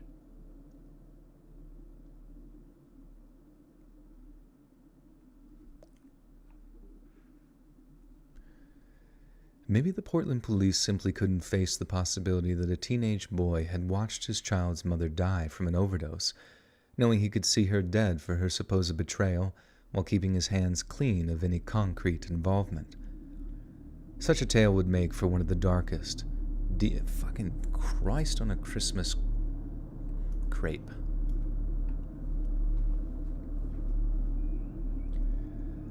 Such a tale would make for one of the deepest, darkest things a person could ever hear. So maybe it was just easier on their collective sanity to twist the story until it made sense, for lack of a better term. We can only hope that whoever was responsible for Diane's death suffered from the guilt of knowing that they had snuffed out boundless potential. A woman whose life had... God damn it. A woman whose life... Fucking Christ. A woman whose life could have been a bright light in a world so full of darkness. Okay.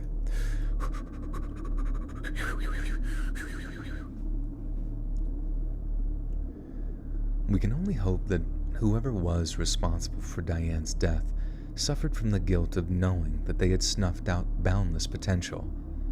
A woman whose life could have been a bright light in a world so full of darkness. Captain Pennsylvania. Yeah, not quite. That's fucking Bigfoot. Pennsylvania man. That'd be funny.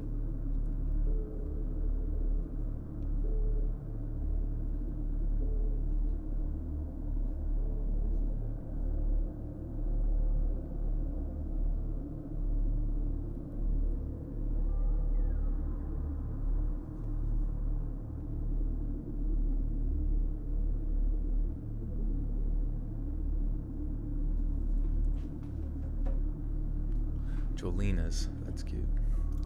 Jolina's House of Spooky Scaries. Crime Simp. The video graphic is thanks, Marky Mark. Pimpin' with Joel. Pimpin' with Simpin'. Simpin' for a pimp. Simpin' ain't easy. I think they've already done that.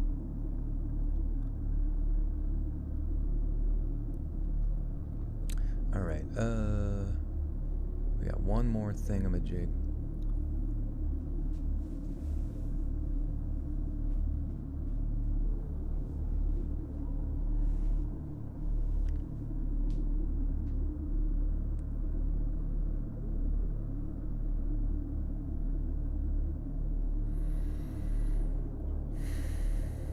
Okay, I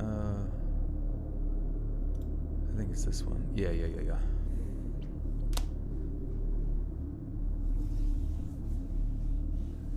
Getting spooky with Jolky. With Juki. Hey guys, it's Juki. I'll just name it Juki. Jooky.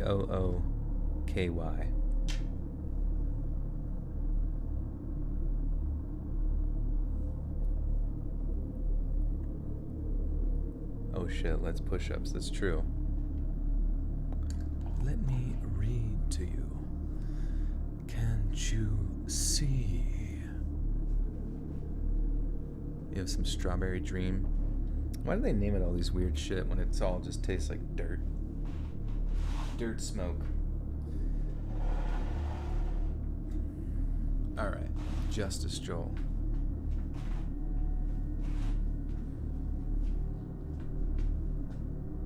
Let me read to you. Juki. Alright,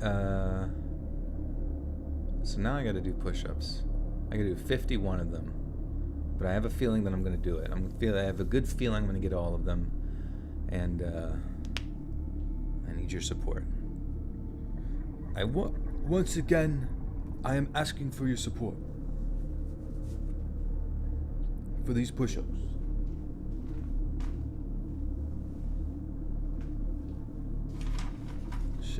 Alright, whatever.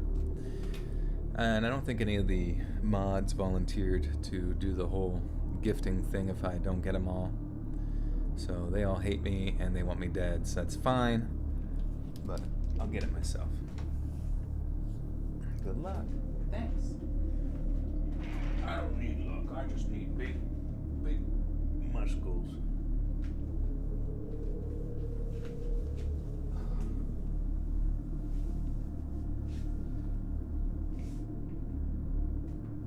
All right. Activate body. Okay. 1, 2, 3, 4, 5, 6, 7, 8, 9, 10, 11, 12, 13, 14, 15, 16, 17, 18, 19, 20, 21, 22, 23, 24, 25, 26, 27, 28, 29, 30, 31, 32, 33, 34, 35, 36, 37, 38, 39, 40, 41, 42, 43, 44, 45, 46, 47, 48, 49, 50. Ah, fuck. Ah. Fuck me in my butt. Oh, God damn it.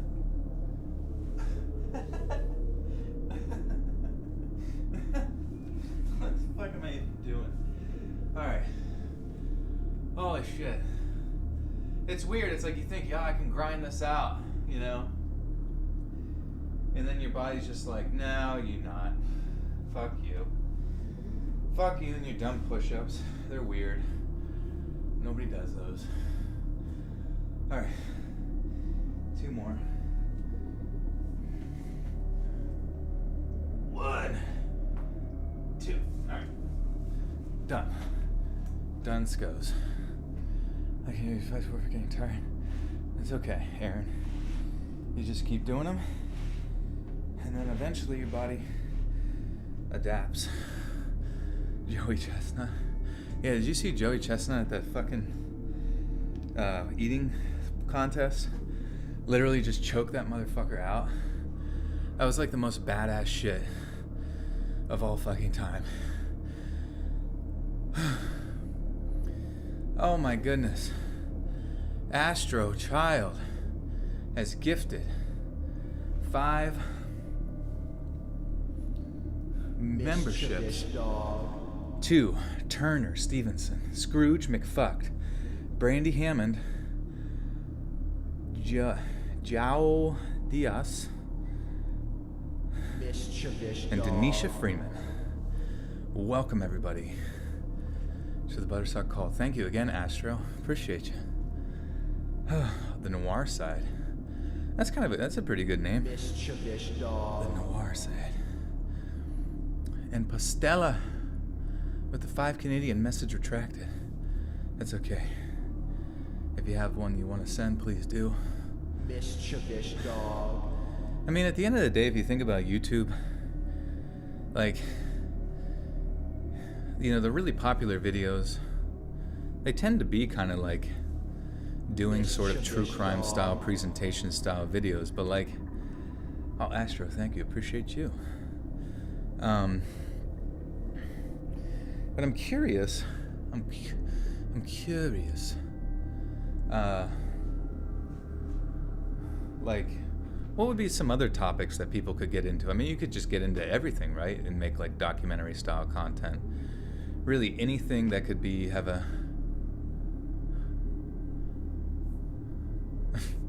just unsubscribe from your lame ass. Shake my head, loser doing push-up, lol, like what the fuck? Good, get the fuck out of here, I do not give a shit. Goodbye forever. I don't even know why. Well, like, why would push-ups upset somebody? Like, fuck you, dude, I don't care. But true wrestling crime. Oh my god, I don't know. I guess in documentary sense, like, you can... Why am I so out of breath? I'm still fucking recovering from...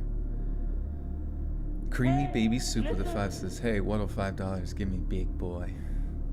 It'll get you, just a, you know, a nice little, like, thank you so much, I appreciate it. Thank you so much, I appreciate it. Thank you, I appreciate it.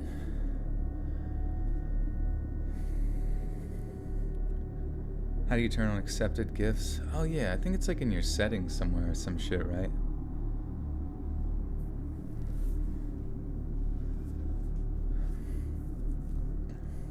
Dig stuff that get deep into rabbit holes. Yeah, so that's like the tough thing is like you have to do some lay research and shit for the stuff. And then also be good at like, I don't know, there's so many things that go into it, you know what I mean?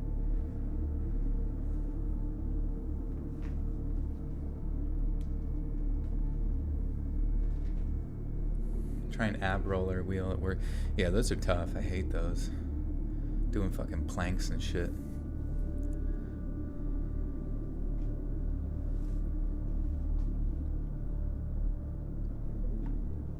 Hydration time, good point. Alright, we got one more story. This one's not too long.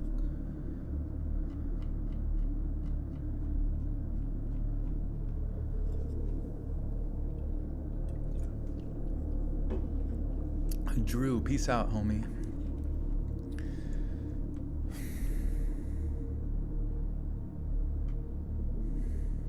Click on the present thingy at the top of the chat and then click allow gifts. Oh, okay, interesting. You went into a furry rabbit hole, should have used protection. Yeah, I'm sure you find some weird shit down there. Oh, I think, oh yeah, I remember what's his name? That one channel is called Moon. They do a lot of like, stuff. A lot of, like documentary style stuff. And really go in some deep dives on some shit. I actually thought about supporting Moon on fucking Patreon just because they pump out so much quality shit. But one of the things was talking about Discord and talking about like furry communities in there and stuff. It was pretty weird. But do I do keto? I mean, I try to do keto. I really do. At least at the very least, doing like low carb shit, just because too many carbs just make me feel like poop. But I don't know, doing actual keto sometimes, it's a struggle, I'll be real with you. Because there's just like, there is a degree of like macros, so like numbers you have to pay attention to for your body. It has a 5 next to it, and the person who gifted the last gifts PFP and the little gift box. Yeah, I'm not even sure. I wish I knew. I have no fucking clue. 50 away from 666.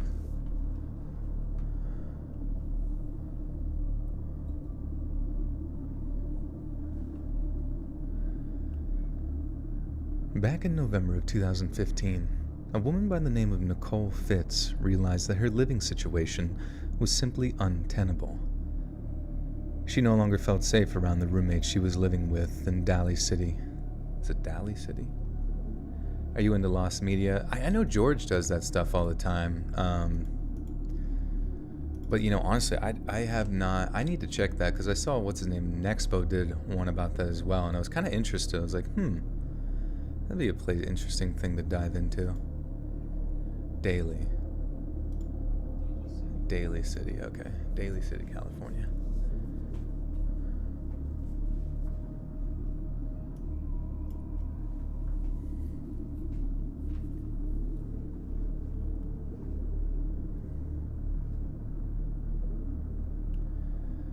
She no longer felt safe around the roommates she was living with in Daly City, California, and given that she had 2 young daughters to support and protect, she quickly began looking for alternate forms of accommodation.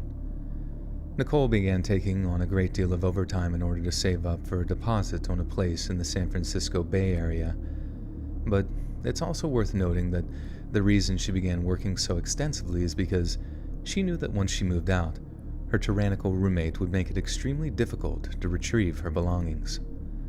In Nicole's eyes, it was better to avoid any kind of confrontation that might result in harm to herself or her children. And with that in mind, the solution was simple. Work her butt off to secure a strong financial situation, then hire a babysitter to take care of her daughters while she was away from home. This is how husband and wife... Oops.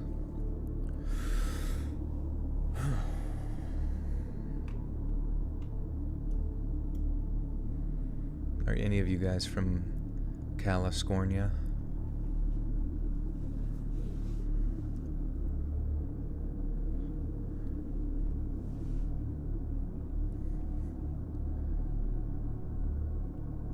This is how husband and wife babysitter Helena and David Martin became young Ariana's full-time caregivers. The 2 families quickly developed a deep rapport, and Nicole would later describe the Martins as being supportive, friendly, and especially helpful at a time when she needed it most. The arrangement was a purely informal one. No papers or contracts were ever signed of agreed wherever.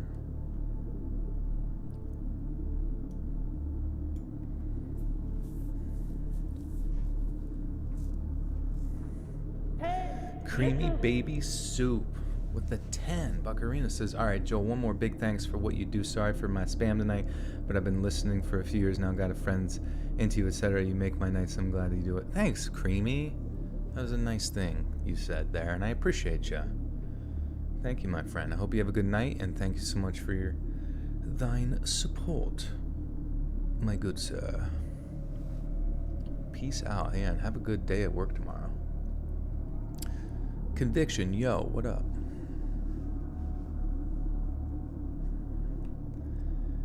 The arrangement was purely... The arrangement was a purely informal one. No papers or contracts were ever signed or agreed upon, but that suited the tremendously busy Nicole, who was sometimes sleeping less than 4 or 5 hours a night just to keep up with work while she looked for a new place to live. In order to provide her with a more stable kind of home life, she had quite a stable home life.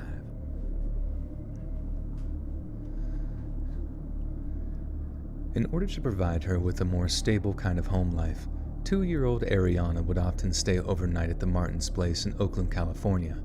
And between commuting to her work in San Francisco, working overtime, finding a place to stay in the Bay Area, and balancing everyday life, Nicole would visit Ariana as much as she could.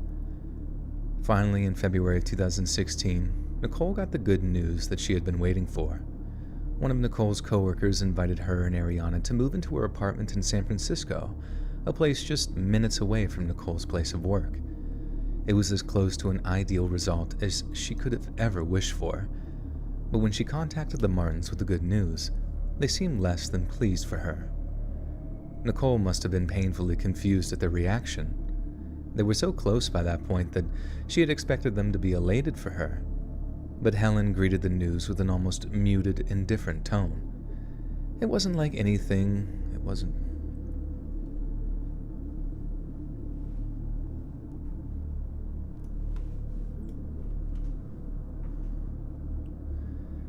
It wasn't anything like the reaction Nicole had been expecting, but her confusion soon grew into a deep anxiety of what followed.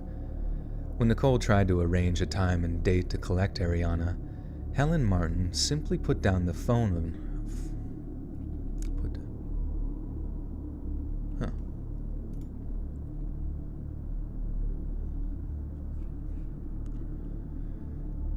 When Nicole tried to arrange a time and date to collect Ariana, Helen Martin simply hung up the phone and then refused to pick it up again.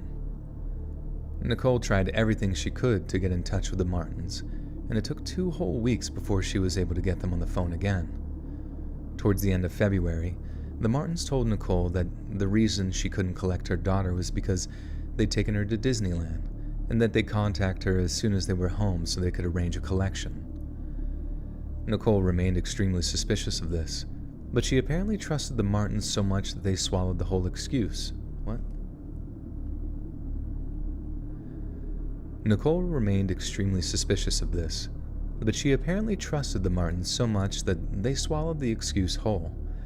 It kept her from contacting the police regarding any kind of potential kidnap, and stalled her long enough for them to keep hold of Ariana for 6 weeks without letting Nicole see her. According to Nicole's new roommate, Goyette.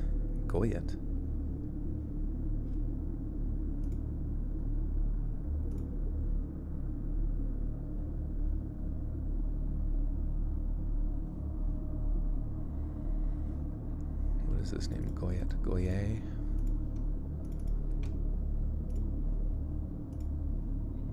Goyette.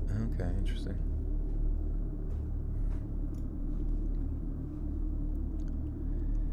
According to Nicole's new roommate, Goyette Williams, it was only a matter of time before an increasingly desperate Nicole lost her patience and gave the Martins a deadline.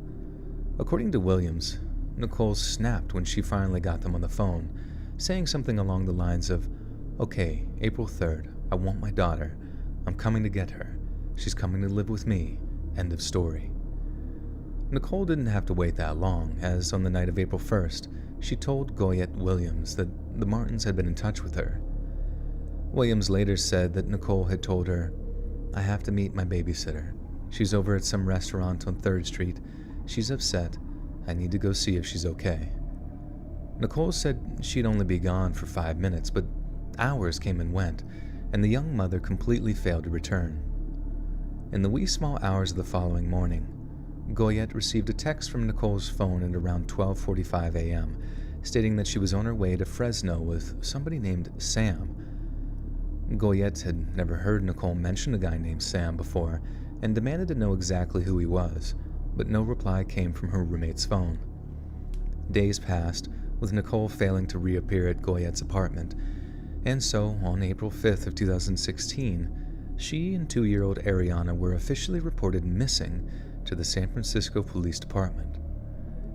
Just less than a week later, the Fitz family received the heartbreaking news that they prayed they'd never have. Okay.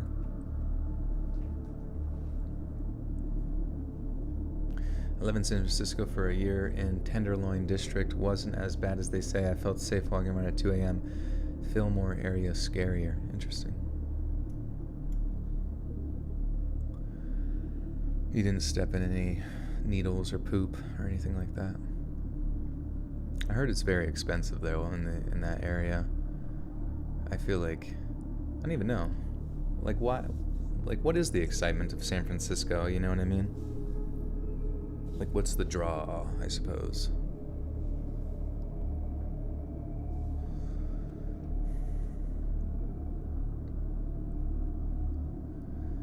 Just less than a week later, the Fitz family received the heartbreaking news that they prayed they'd never have to hear. Nicole's body was found curled up in a fetal position in a shallow grave located a few feet away from a children's play area. Her grave was covered with a plywood board, one with a symbol painted on one side that did not appear to come from a location within the park. The cops believed that the symbol might amount to a valuable clue in the search for her killers, and begged anyone who recognized it to come forward. But to this day, not a single person has approached them with any pertinent information on the meaning of the symbol or who might have drawn it. The fact that Nicole had been found was of almost no comfort to her family, as not only was she deceased, but little Ariana was still missing, presumably having been kidnapped by the Martin family. To this day, Ariana is still missing, and her location remains a complete mystery. Even more frustrating is the fact that police have been completely unable to link the Martins with Nicole's murder, meaning the people most likely to be responsible for her death.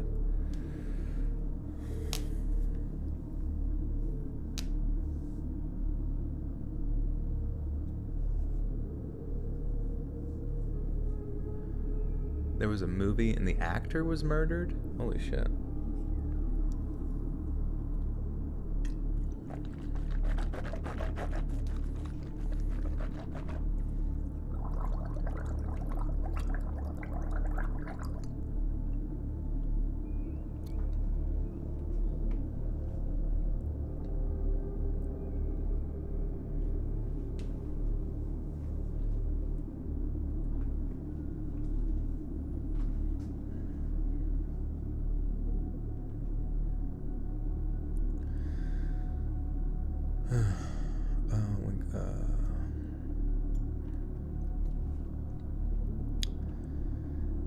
To this day, Ariana is still missing, and her location remains a complete mystery.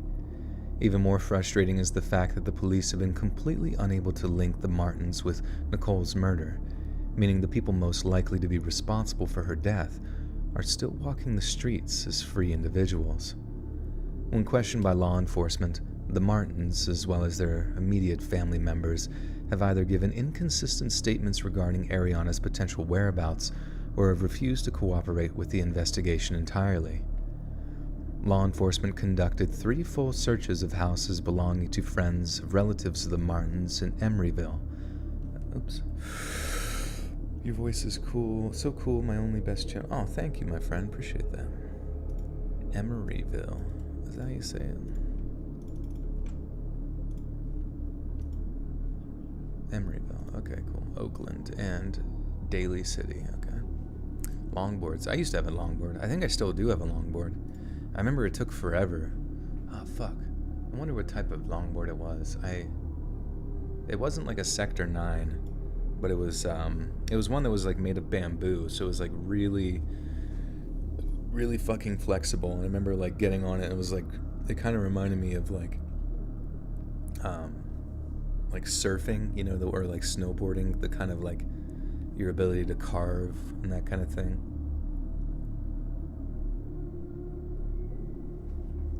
What the fuck was that brand? Man, it was sweet. I mean, it's literally out in the garage. I could probably just go look.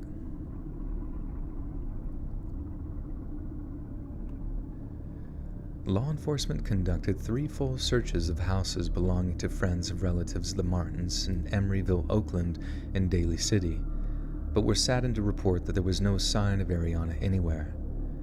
However, they did seize over 30,000 pieces of evidence which they claim might aid in the search for her, or God forbid, her corpse.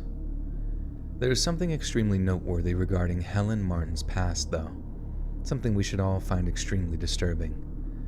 Helen had once served a 6-year prison term for killing the father of her own child, a crime which had seen her child taken away from her and placed in the California foster system. Many have theorized that since she couldn't have her own child back, she simply murdered Nicole Fitz. Oh, the Martins. Oh my god, dude. Holy fuck. I keep getting cooler. Yeah, I haven't longboarded in a long time, but it was fun. You have a Sector 9? That's dope. Yeah, what the fuck was mine? No, not Arbor.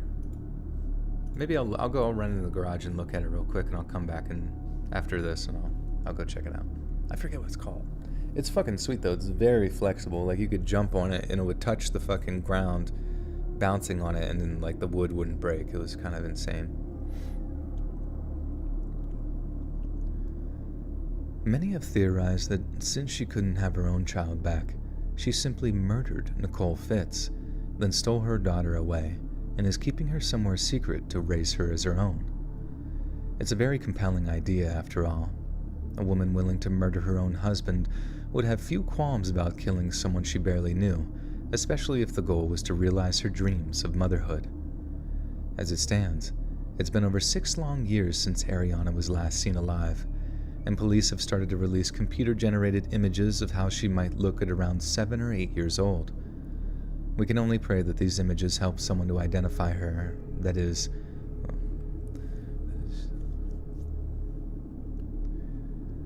We can only pray that these images help someone to identify her, that is, if she's even still alive, to be recognized.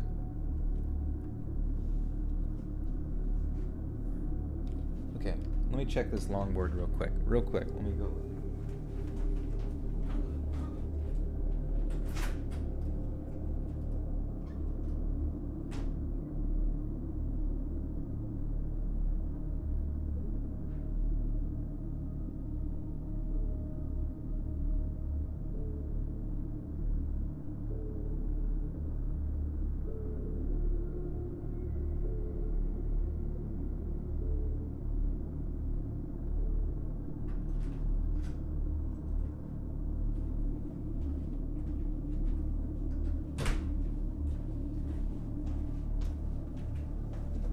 Holy fuck, dude, I found it.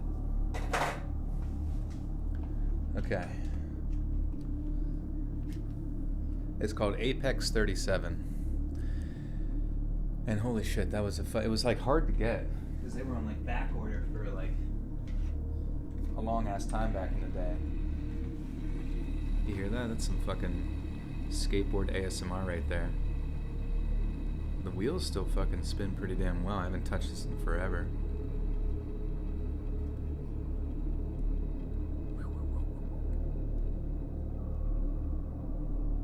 Ready? Surf Bararsa. Anyways, yeah, it was original skateboards, Apex 37, maple, mahogany, cruiserweight flex rating. So I can't get any more weight or I'll fucking snap it. Just kidding. But damn, it's been a long time since I rock and roll. Him in a hand. I'll just do the whole stream standing on a skateboard. It's a challenge run. Whoa. I fall and break my hip. Please. You need to bomb some hills. God, that shit was always scary. Fucking rip the shit out of my pants. Don't be ASMRing your face into the floor, dude. Yeah.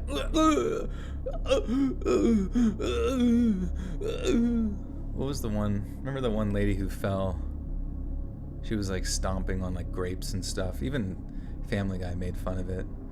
And she's like, I forget the video. Anyways, you guys remember that one. It's a classic. Oh, whoops. I'm clicking on the wrong shit.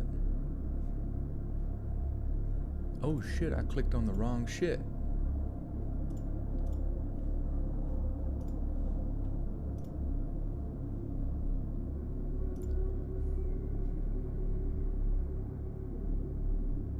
What the hell? Reading stories live to you before video had sent. Oh, this is so old. That's so random. Wow. Some old ass live stream, like I just got a notification that said like your video is now suitable for all advertisers. I don't even understand what the fuck that was. That was random. Okay, sorry. I'm like mega distracted now. Okay, I had to read this outro. Does anybody remember something about donut holes or something? Joel, what are your thoughts on Gangster's Paradise? Is that like the song or what are you talking about? Yeah, Stewie. Yeah, the one with Stewie. Oh yeah. Sorry. We should not make fun of a woman's pain, but it was very hilarious.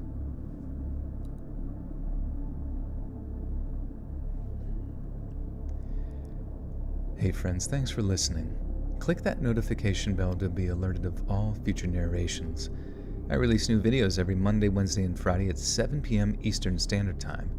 If you got a story, be sure to submit them to my subreddit r/Let'sReadOfficial.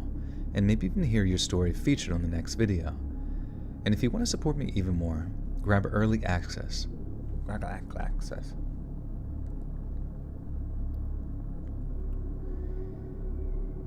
If you got a story, be sure to submit them to my subreddit, r/Let'sReadOfficial, and maybe even hear your story featured on the next video. And if you want to support me even more, grab early access to all future narrations and bonus content over on Patreon, or click that big join button to hear about the extra perks offered for the channel. And check out the Let's Read podcast, where you can hear all of these stories in big compilations and save huge on data, located anywhere you listen to podcasts. Links in the description below. Thanks so much, friends. And remember, get on your knees and smile like a donut. God, I feel like get on your knees and smile like a donut. I don't know why that's so funny, but like I can just totally see like me saying that, and then like it's in the, and somebody hears it at the end of this video, and even after they just got like, that's what's always so weird to me about a lot of people is like they'll listen to shit about people being like fucking having their throats slit to the point that their head almost falls off, but then they'll hear some shit like that at the end of my video and just be like, bro, this is like a 40-year-old mom saying this, bro, that's too much.